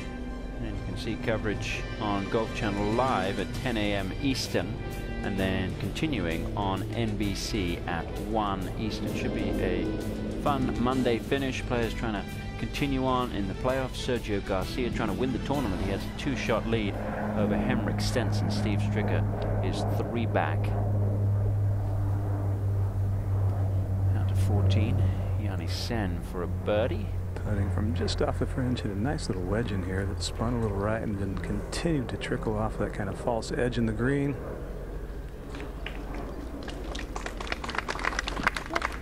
If Yani can bring it in with maybe a birdie or 2, do you think it'll be a positive week, or will there be more damage? As we watch Lizette Salas. I think the fact that this has happened with a 3-shot lead and on Sunday is going to require a little time to recover from for Yani. Surely there have been some good things this week, but a bad Sunday is hard for every player, regardless of where they are in the game. On the flip side, of course, Suzann Pettersen is going to take a lot of confidence, and it was this time last year that she really started to turn things around. In October last year, she won twice on the Asian swing, and she joked, you know, it takes a long time to get this engine going. Late in the year, she's playing well. It wasn't quite the case in 2013. She's already had 2 wins, one on the LPGA, one on the Ladies European Tour, but, you know, everybody who is close to this game respects Suzanne Pedersen so much for the way she strikes the golf ball, but maybe hasn't won as many events as she should have done. Well, Jerry, you're out there with her today, but I think we agree, and we always say sometimes she almost makes the game a little harder than it has to be because she demands such perfection, and she likes to play every shot exactly the shot that would be called for this hole, and I can go on and on and on. Yeah, I totally agree. I think her greatest opponent most times, when she's not playing with as much confidence, her greatest opponent is herself.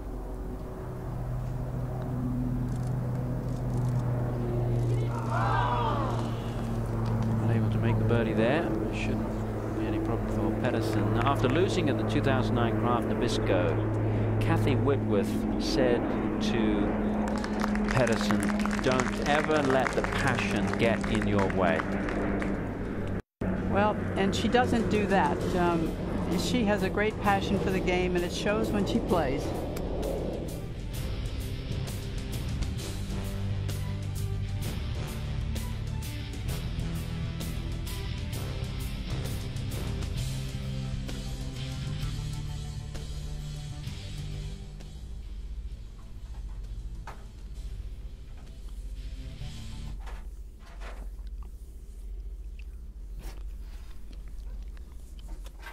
Circle the ones that were at this course.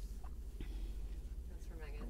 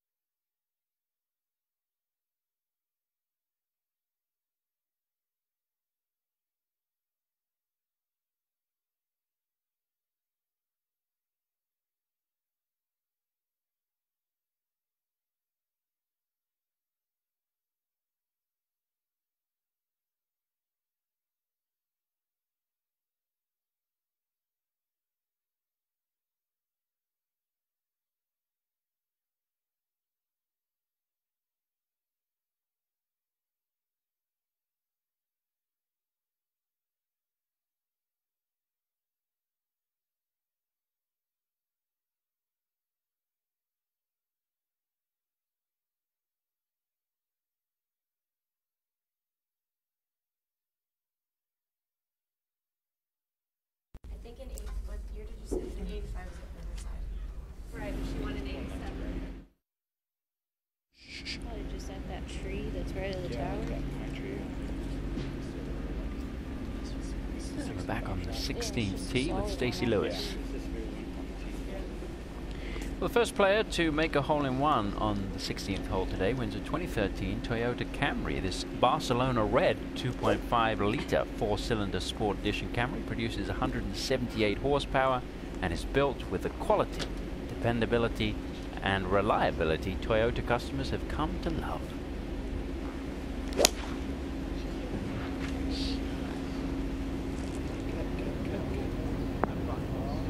Stacey Lewis had 175 yards, but she only really needed to land it at 165 because the pin location today is all the way at the back of the green, and there's only 2 steps before it rolls off the back of the green. Yeah, well, that was really good, exactly hole high. This is Caroline Masson at the 18th green. This is for a par.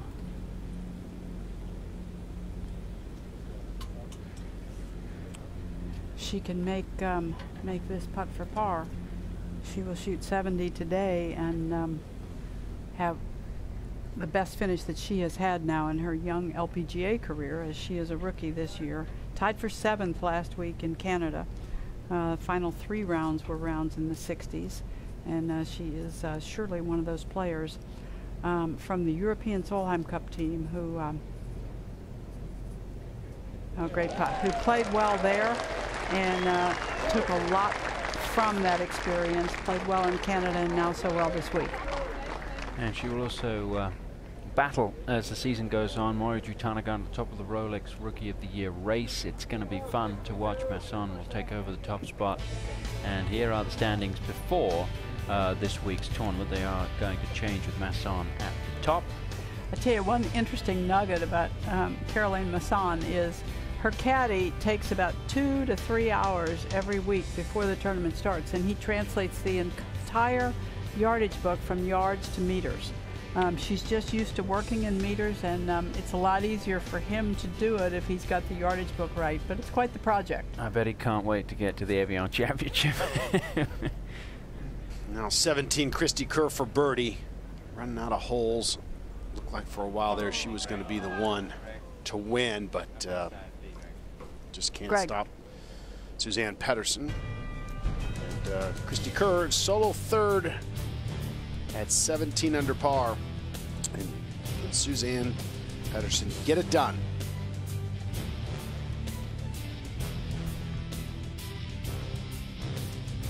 Golf Channel's presentation of the Safeway Classic is brought to you by Wynn's Dry Tack Series, the best grips in golf. And by Mirasu Winery, the official wine of the LPGA Tour.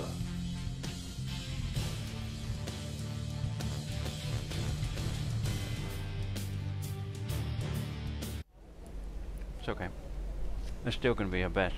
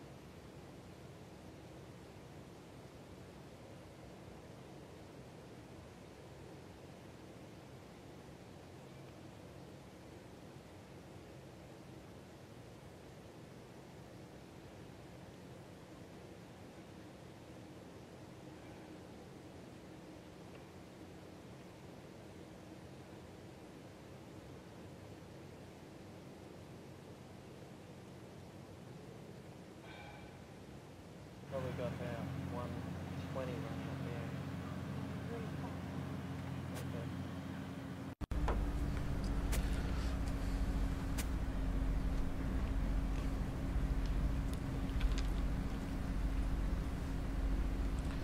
And over at 15 now, Yanni Sin in some more trouble, Jerry. Yeah, nothing going right for her today except the occasional tee shot. Blocked out completely to the green itself, maybe just the left edge from 153. Almost impossible to curve it out of there, but she got a little fade on it.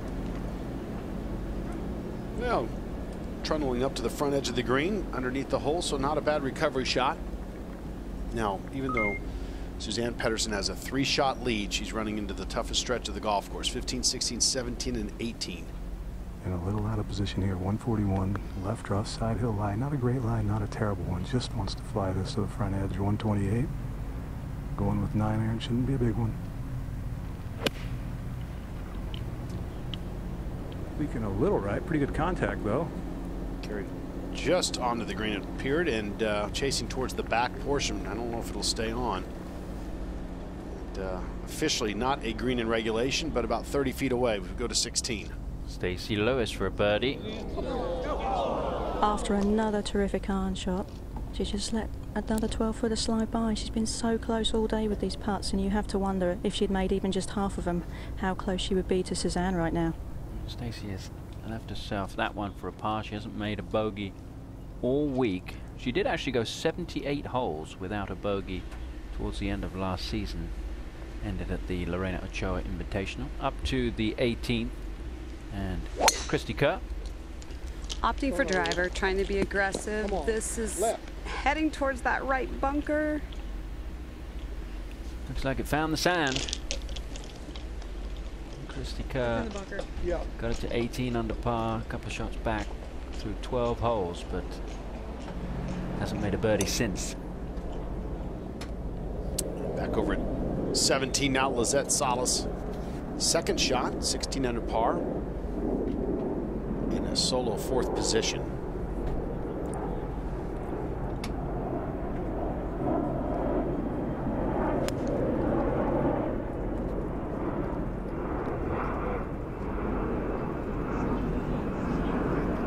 Greens continue to firm up, so another missed green by Lizette. Today's Kia Performance Awards segment will focus on who's in the running for the Kia Community Assist, recognizing a player who makes exceptional contributions to charity organizations or community programs.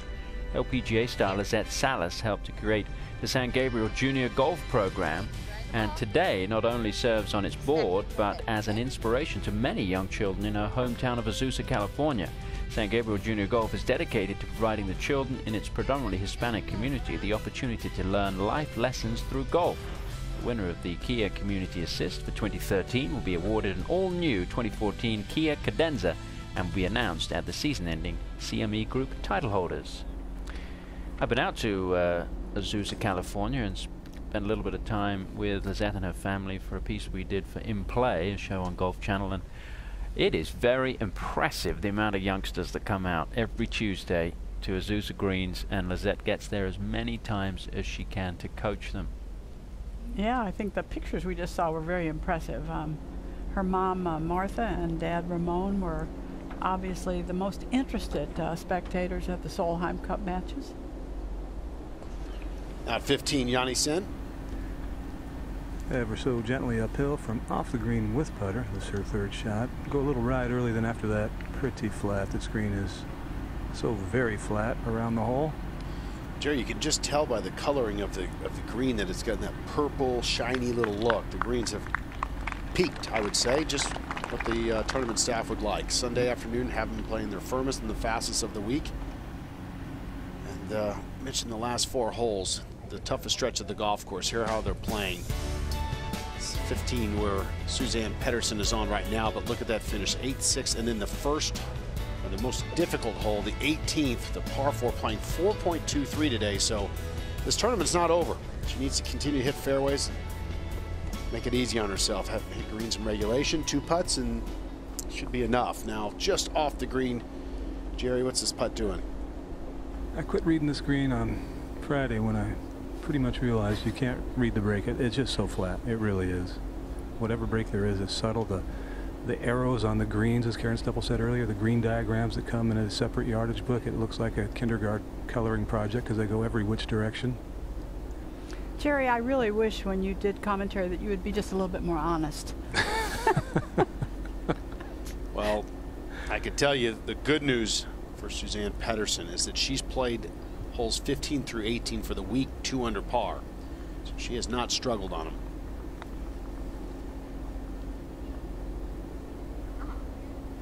Tracking out. Pretty good looking. Very nice effort. So told you to turn a little left, Matt. Well, you got it right. Yeah, you got it right. And that's just a tap in. We'll continue to have a 3-shot lead with just 3 holes to play. And, just stay focused. Don't get too far ahead of yourself. And she could be a winner for the 2nd time this year at the final round of the Safeway Classic.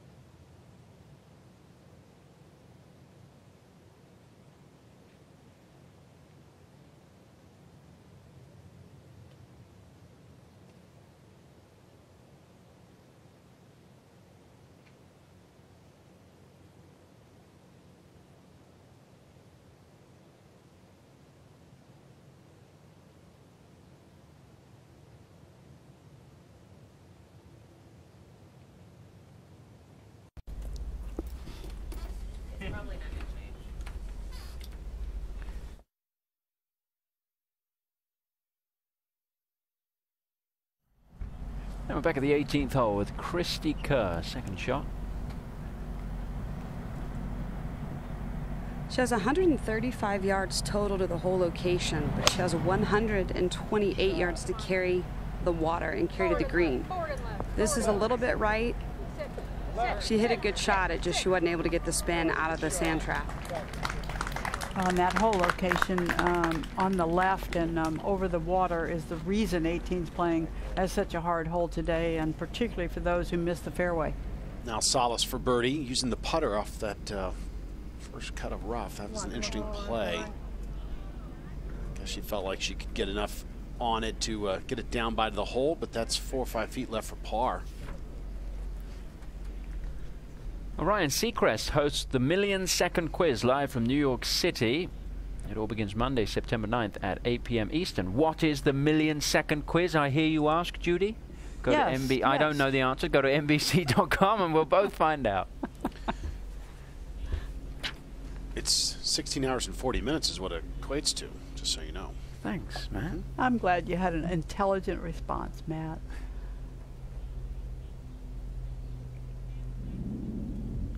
Take a look at Suzann Pettersson's last 6 starts. About that 5 top 10s, no victory, but she has been very consistent. The US Women's Open, the only disappointment for Pettersson over the last 6 events.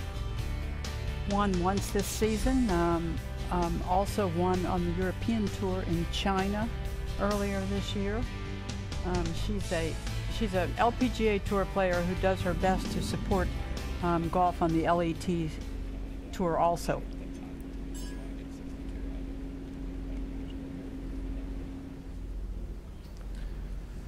Well, a little bit closer than I thought. It's only about 3.5 feet. I thought it was about 4 or 5, so this should not cause any concern. And so Salas stays in a solo position 4th at 16 under par. So one more birdie at the 18th as we head there now. Christy Kerr on the 18th green. She got a bit unlucky. Her ball rolled about 2.5, 3 feet onto the back fringe, and not that it's not a makeable putt, it's going to be a very difficult putt for her to make. It looks like it's going to have a double break, if not more than that, so she's taking a look at it with Worth. Well, Stacey Lewis wants to have any chance to win. I think she's got to go birdie. She hit her drive onto a bit of a downslope, but not only that, the ball was below her feet as well, making it really quite awkward for her. Yeah, you're right there, Karen. That was tough to get a lot of spin on, especially how much the greens have firmed up in the last few hours. And she'll have a look, but not the distance that she was hoping for. Who knows? It could be her range, though. She's missed a few, but this could be the one. Back over at the 18th hole, Christy Kerr. This would post 18 under if she can knock it in. I'm not so sure that's going to be good enough, but it's still going to be a very impressive week from Christy. And with the major championship just 2 weeks away, Kerr looking to win her 3rd major, first time at the Evian Championship. And she's got a big event coming up in a couple of weeks' time, Kelly, that I know you're involved with. Yes, Christy has a huge charity effort called Birdies for Breast Cancer, and it's a charity she's been involved with for 9 or 10 years, and she's done amazing things for women's health. She has the Christy Kerr Women's Health Center in New Jersey, and her event is Monday, September 23rd, and all proceeds from the event go to the Liberty Health Foundation and Christy Kerr's Birdie for Breast Cancer charity. Taking place at Liberty National and also in New York City. This putt should be going left at the start. It looks like it just got caught up in the rough, or in the first cut, and didn't have enough speed on it. Back over to the 16th tee, Suzann Pettersson. With a 6-iron, 175 hole, 160 to 165, the number in her head. In terms of where to fly it, you want to keep it left of the hole, but this is actually right of the hole, and it was mishit badly, very high on the club face. Not only was that just a terrible shot at the time, Judy, but that's going to be a really brutal pitch. Yeah, that is going to be a really awkward angle. So the first player to make a hole-in-one on 16 today wins a Toyota Camry. You know what? There's only one player left. Will Yanni Sen be driving home tonight in a beautiful Barcelona red Toyota Camry? Now that would be something. That would make her feel a lot better about this Sunday. Well, where were we not too long ago? Perhaps Toledo, or the last player in the field, Lexi Thompson, made an ace for the car? That is right. Marathon Classic. Well, it's got some potential, a little left of the hole. Nobody's going to be driving away in the Toyota Camry, I'm afraid. It'll have to wait for next year. We did have a hole-in-one earlier in the week. That was Natalie Goldberg at the second, but unfortunately there was no car. Back to Kerr at the 18th, trying to make a par. This would be for a round of 68. Christy's had a really solid week. She's only made 3 bogeys throughout the entire week, so this is definitely an important putt to maintain her position here on the 18th. It looks like, if anything, and I'm kind of like Jerry, a lot of these greens have so many arrows on them. When in doubt, putt it straight. This should, if anything, go to the right, but I don't like giving the hole up. Straight and knock it in.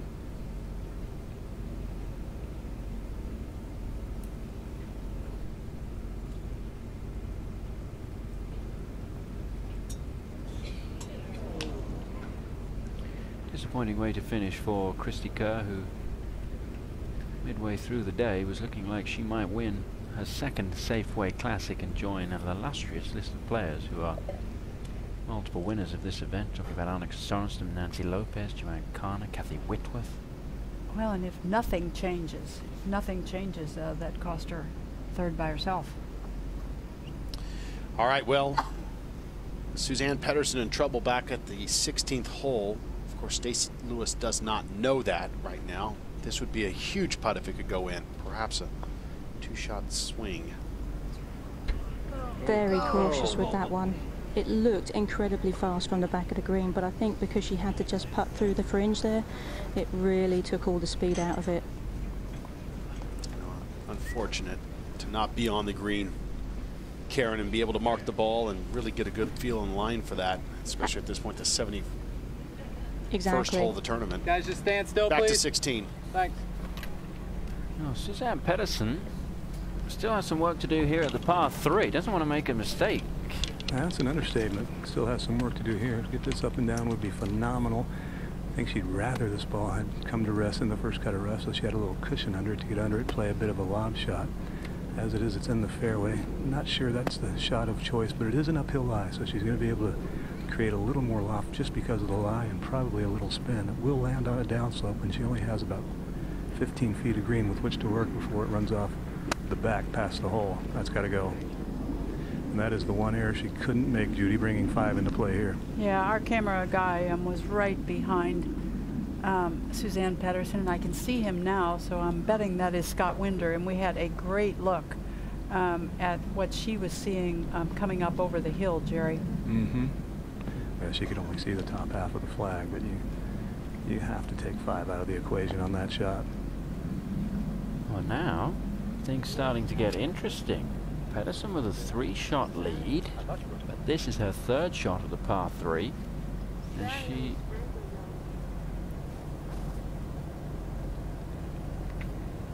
talking to Brian about something. Standing on a sprinkler head. If that is the case, she'll get relief. Nearest relief from where her stance and the area of intended swing are clear of it, then a club length from there in any direction except near the hole. Yeah, there is some relief here that could really play in her favor. Take a look at that last shot, Judy. We saw a lot of shots get beyond the flag stick already today and run over the back of the green. I'm sure she was a little bit afraid of that, but I think it was just a little heavy. She going to get a bit of fortune here, Jerry? She should. The nearest relief was just a few inches behind it and to the right. You get 1 club length from there. And she's going to be able to get this over to the fringe there.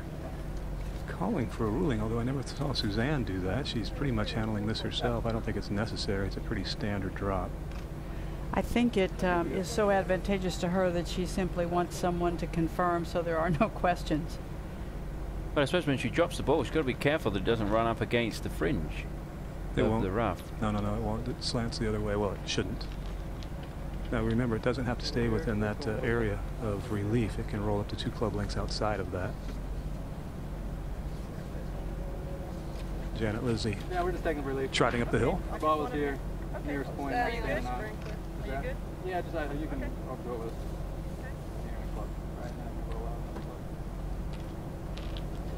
There. You were standing on it, now you now we're not. at it. Yep. You go that way. Yep, I think you're good. We can go that way. Okay, seems like everything's okay. And Pedersen will now drop the ball. Well, there was a time with obstructions where you couldn't cross them when taking relief. That surprises me there, Judy. Well, it does me too, but as it turns out, it's just perched up. It couldn't have been a nicer drop. I would have rather had the putter in my hand. That's what I thought she was going for when that was doable.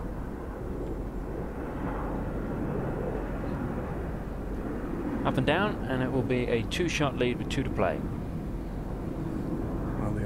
Well, there's a lot to guard against here, making 5. Obviously, you'd like to get this up there for a kick in, but just past the hole, the green slopes away. Much like Yanni's tee shot could find its way off the back if she just guns this a little too much.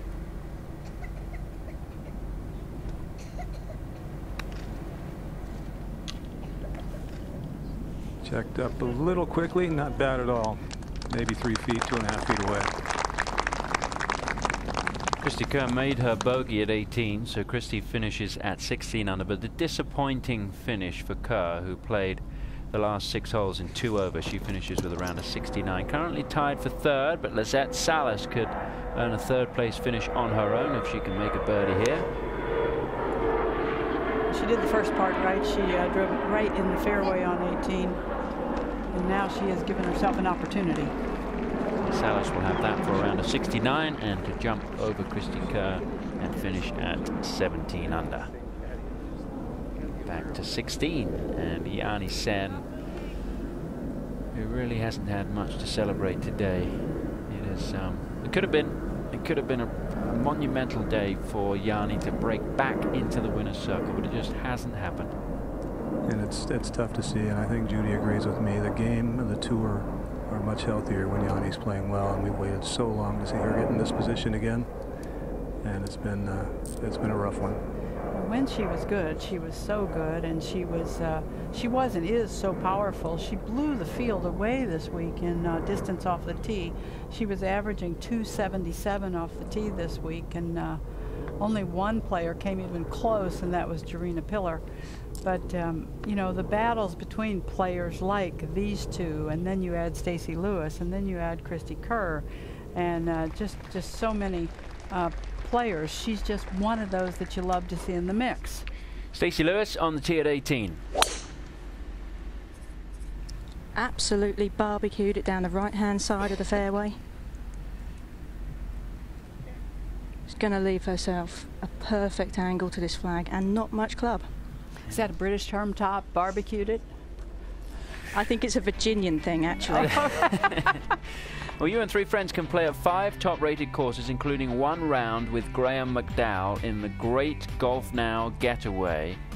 Go to golfnow.com/Graham, just Graham, not Graham McDowell. golfnow.com/Graham. I bet we all know a lot of people who would like to do that. Althara Munoz is one. We heard from her early in the week. She said she wanted to play with Graham McDowell. Yanni Sen for a par at 16.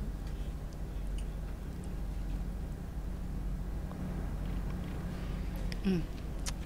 11 birdies when she built that 3-shot lead in the 3rd round yesterday, and you just could not imagine that she could have such a tough day today. But it is a very fickle game when your mind plays games with you, regardless of your physical talent. She's going to go to 6 over and have what could be one of the worst rounds of the day. Pedersen now for the bogey. Yeah, if Yanni pars the last 2, by my count, 15 shots different from yesterday's round. Not much to this. except the fact it's the 70th hole. Pedersen drops to 20 under. It's a 2-shot lead. Stacey Lewis in decent position off the tee at 18. She is the nearest challenger. If Stacey can make a birdie at the final hole, this could get very interesting. And remember, 18 is playing as the toughest hole, so still not over.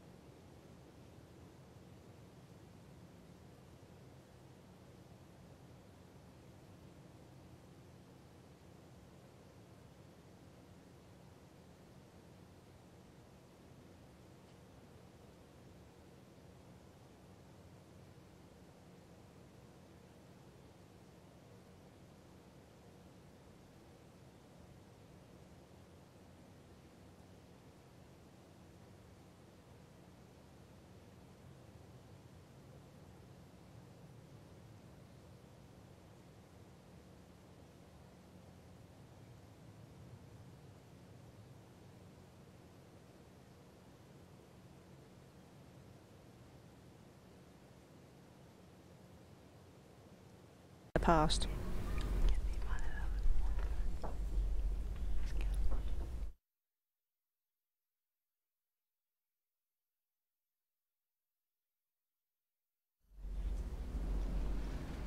Back at the tee at 17 with the driver, Jerry.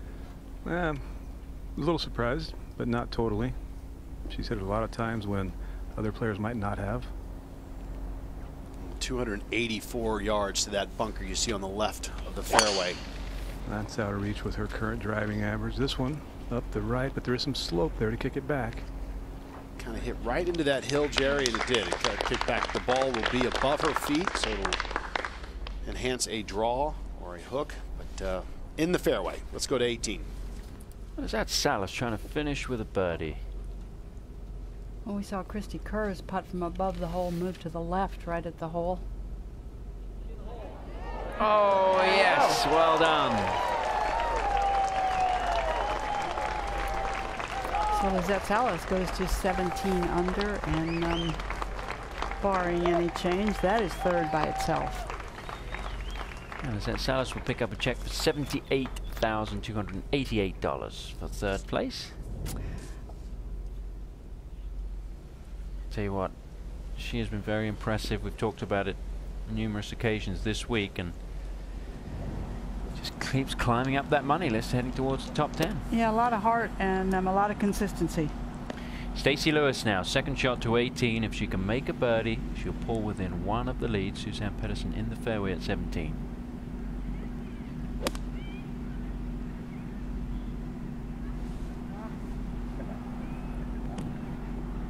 Giving herself a chance. Yeah, she didn't like it, but all in all, with today's hole on that left side, pretty good shot. Stacey Lewis looking to finish with a round of 67. See if she can make that birdie when we come back.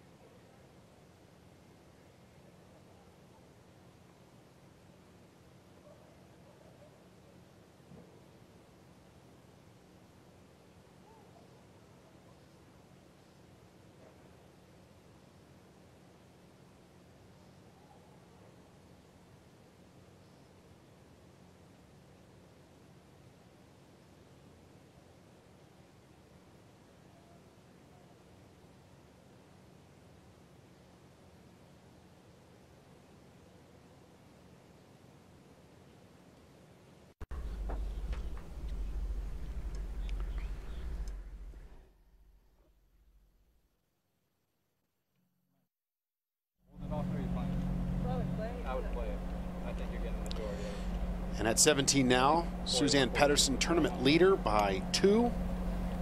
And a good angle there, Jerry. Yes, indeed. A little bit of an awkward lie with that ball above her feet that much. 137 front, 148 to the hole. They made a late change on this hole location, and we're informed on the first tee it wasn't 17 bags 11. Nonetheless, no big deal in Suzanne's mind right now. Start this up 15 feet right of the hole, and everything should feed left from there. Yeah, she's got the whole center of the green to work with and draw it with that lie. It's an 8-iron.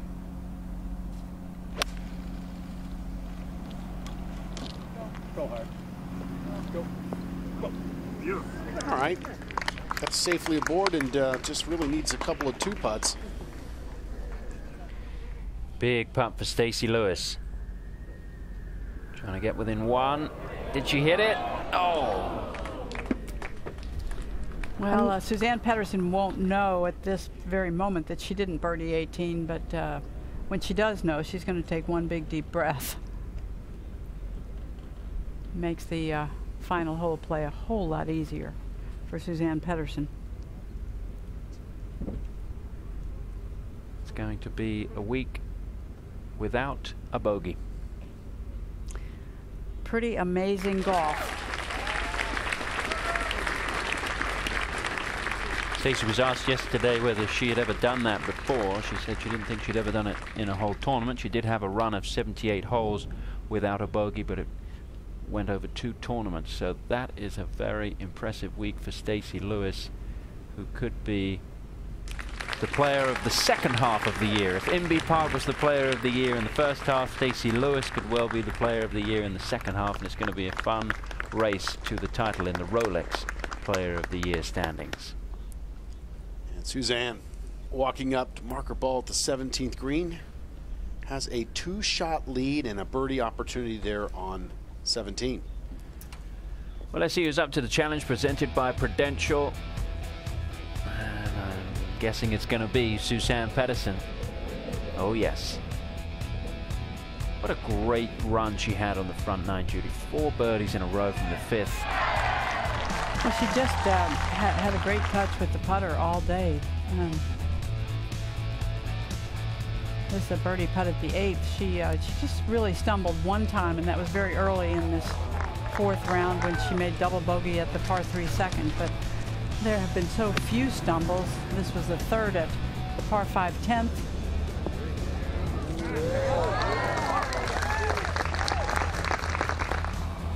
Trying to think the last time we saw Suzanne Pedersen putt like this, maybe in the Solheim Cup and Killeen Castle, coming down the stretch. You know, she's just such a world-class player, but you never think of Suzanne as one of the strongest putters. You just don't. Didn't start well for Suzanne. She double bogeyed the second hole of the day, but after that just started to put together a very impressive round of golf, and Suzanne Pedersen is up to the challenge presented by Prudential as she tries to win for the 2nd time on the LPGA Tour in 2013 and the 2nd time at the Safeway Classic. All right, now Suzanne Pedersen here to give herself some serious breathing room. A 3-shot lead if this goes in, Jerry. And a good leave here under the hole, turning a little left. She hit it. Doesn't really need to. Yeah, more of a lag mode. Just don't want to run 6 feet by. Tap in here and find the fairway at 18. Since that double bogey at the 2nd, she's gone on to play 7 under par golf. And that's why she leads by 2 with just 1 hole to play. Can Suzanne Pedersen get her 2nd win?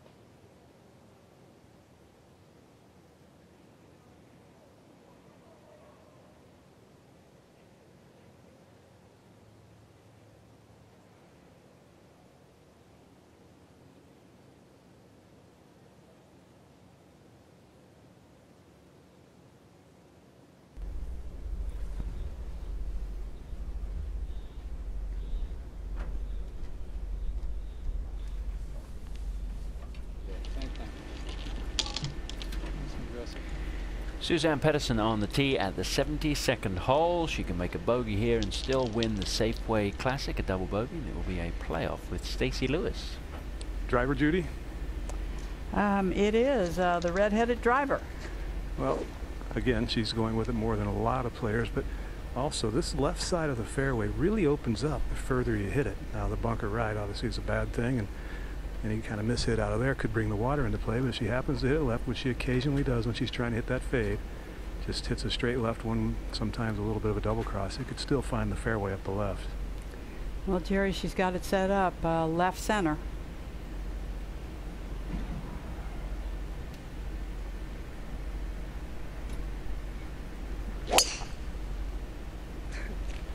Well, don't know if it was barbecued, but it was pretty well smoked. Oh, good shot, right in the short grass, and one job done on the final hole. She can be a very cool customer, Suzanne Pedersen. You can say nothing but that she is a world-class athlete. I've often said I could have seen Norwegian's Suzanne Pedersen being a downhill racer. She just has all those characteristics.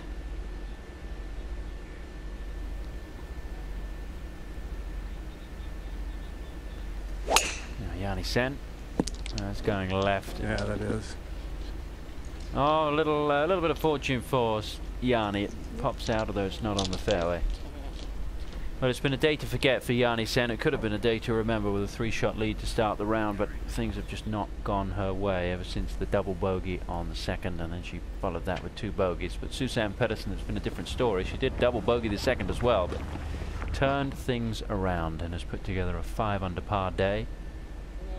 She was the last player on the practice tee amongst the leaders, and she was really taking her time and trying to think through some things. 32-year-old Suzanne Pedersen, she talks about herself now like she's this aging veteran in the game, but in fact she's just hitting those years where women and men see their best years as players.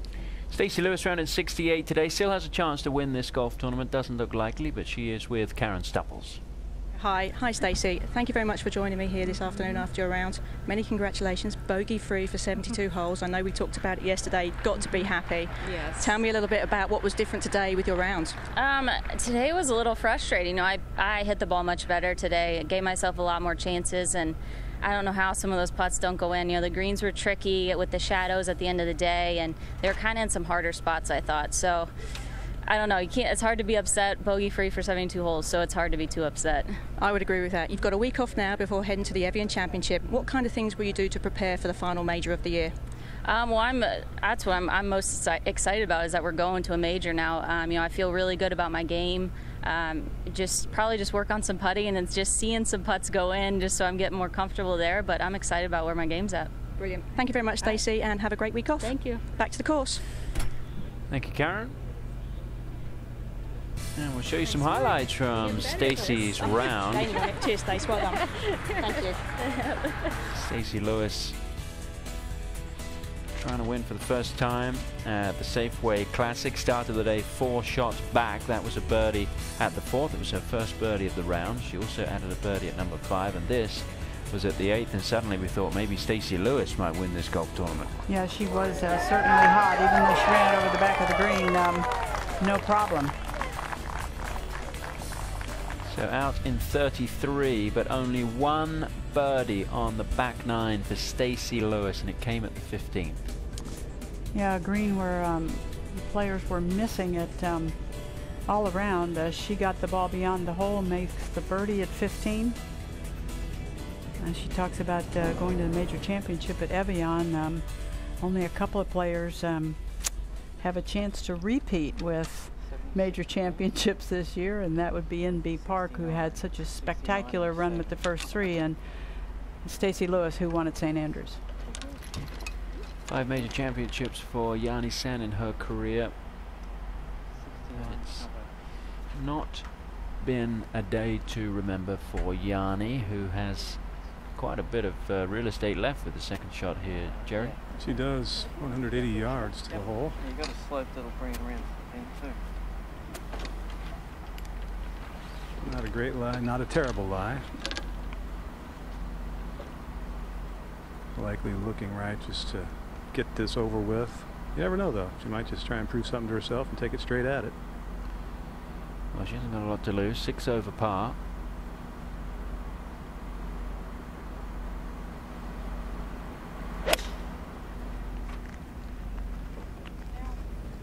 Oh, 10 feet right. Good club. Well, maybe she can finish with a birdie. Good shot, Yanni. She went to Taiwan after the Rico Women's British Open. She played some golf with some old friends, and they said to her, you need to be more aggressive. You need to be the old Yanni. And that was the old Yanni right there. Now, Suzanne Pedersen enjoying a 2-shot lead, but can't afford to make any big mistakes. Now 100 to the front, 110 to get to the green in line with today's hole location. 119 to the hole, and plenty behind it, 12 behind it. That's where I think she's going to try and land it. Just past the hole flag. That's about 122. Pitching wedge. Great tee shot. Really just set herself up so nicely. That should do it. Sensible shot from Suzanne Pedersen. She may well finish with a birdie. And we'll come back to the Safeway Classic in just a moment.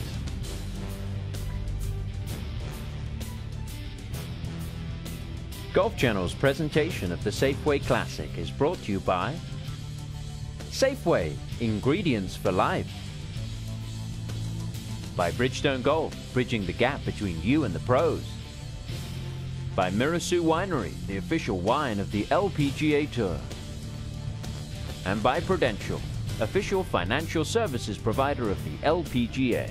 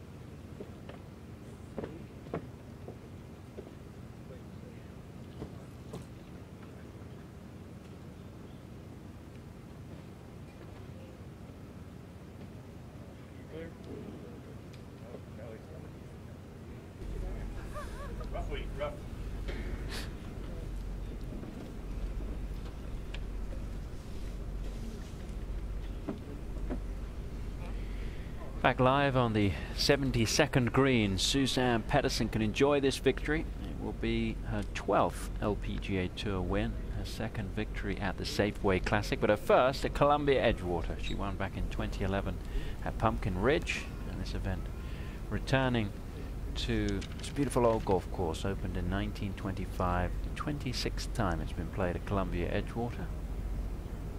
And even though it's a bit of a delicate putt, she does have 3 putts to win. And Judy, you know her well. We've all gotten to know her well. I think our viewers know her well because she's such a mainstay on our coverage. But you know she's trying to make this. I know, but I know you know it, but maybe those at home can't imagine how much fun it is to have 3 putts to win. Actually, I don't know that.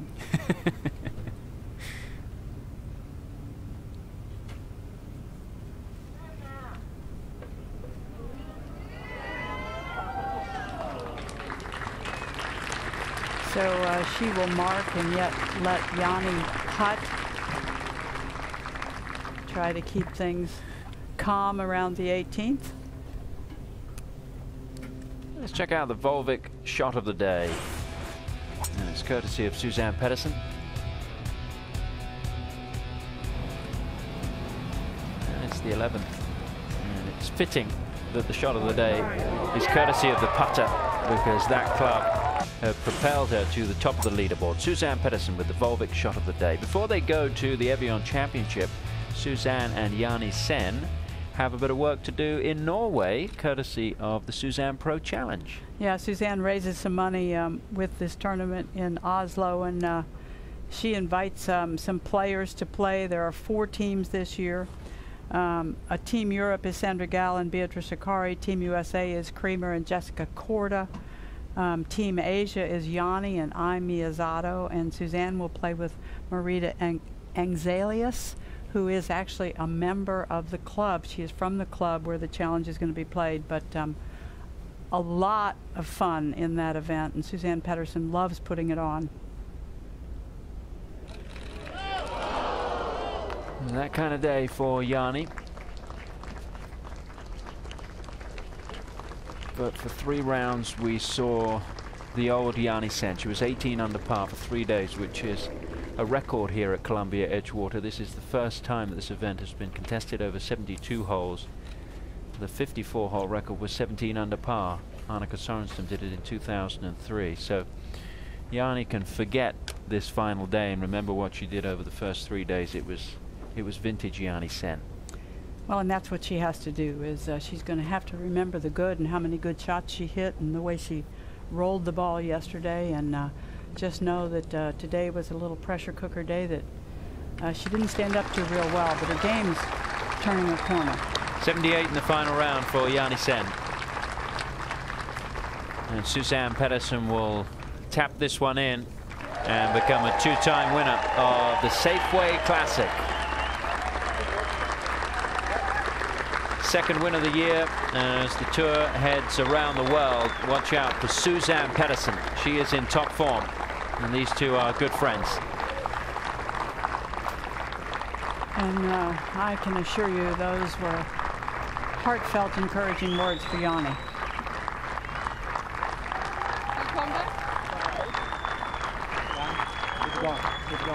At the beginning of the day, they were talking about bets and joking with each other about how much money they were going to take off each other. It didn't turn out to be like that at the end of the day. But Suzann Pettersen wins by 2. She's with Jerry. Thanks, Tom. Her second win of the season, 10th in greens or putts per greens in regulation all year, but that was a difference this week. What made you so comfortable here on the putting surfaces? I don't know. I mean, they've changed quite a bit over the last 2 days. A lot firmer, and the speed has kind of picked up a little bit. But my goal today was go out there and not have any reactions. I didn't get off to the best start, but I knew there was a lot of birdies out there, and towards the last 6 I didn't really pay attention to anything, so I just tried to put numbers in my head, and it seemed to come quite quick. Congratulations, you made it look easy. It was fun to watch. Thank you, appreciate it. CME Group title holders, this week's qualifiers: Sandra Chankaja, Sandra Gall, and Davy Claire Shreveport. They will be heading to Naples and the season-ending events. Sophie Gustafsson stepping away from the LPGA Tour. She'll be concentrating on European golf from now on, giving Suzann Pettersen a big hug. Tom Miletus there in the background and his team put on a great show here at the Safeway Classic. Many thanks to producer Beth Hutter, director John Del Vecchio, Judy Rankin, Matt Gogol, Jerry Foltz, Kelly Keeney, and Karen Stupples. From me, Tom Abbott, it's goodbye from the Safeway Classic, where Suzann Pettersen is the champion.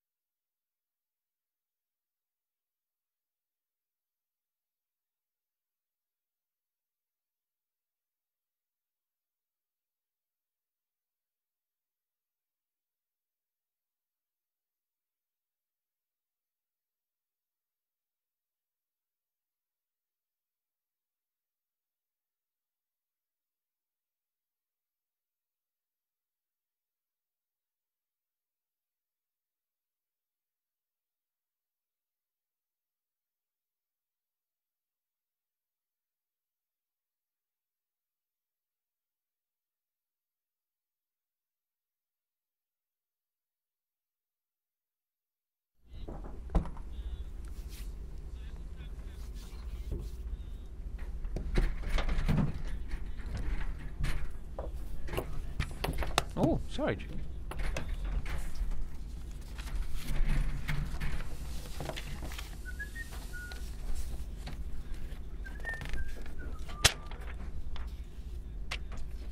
thank you.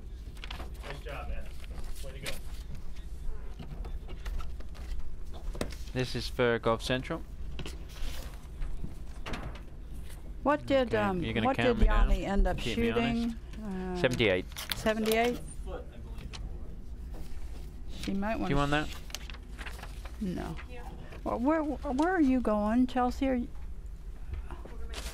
yeah, are you going to the compound or?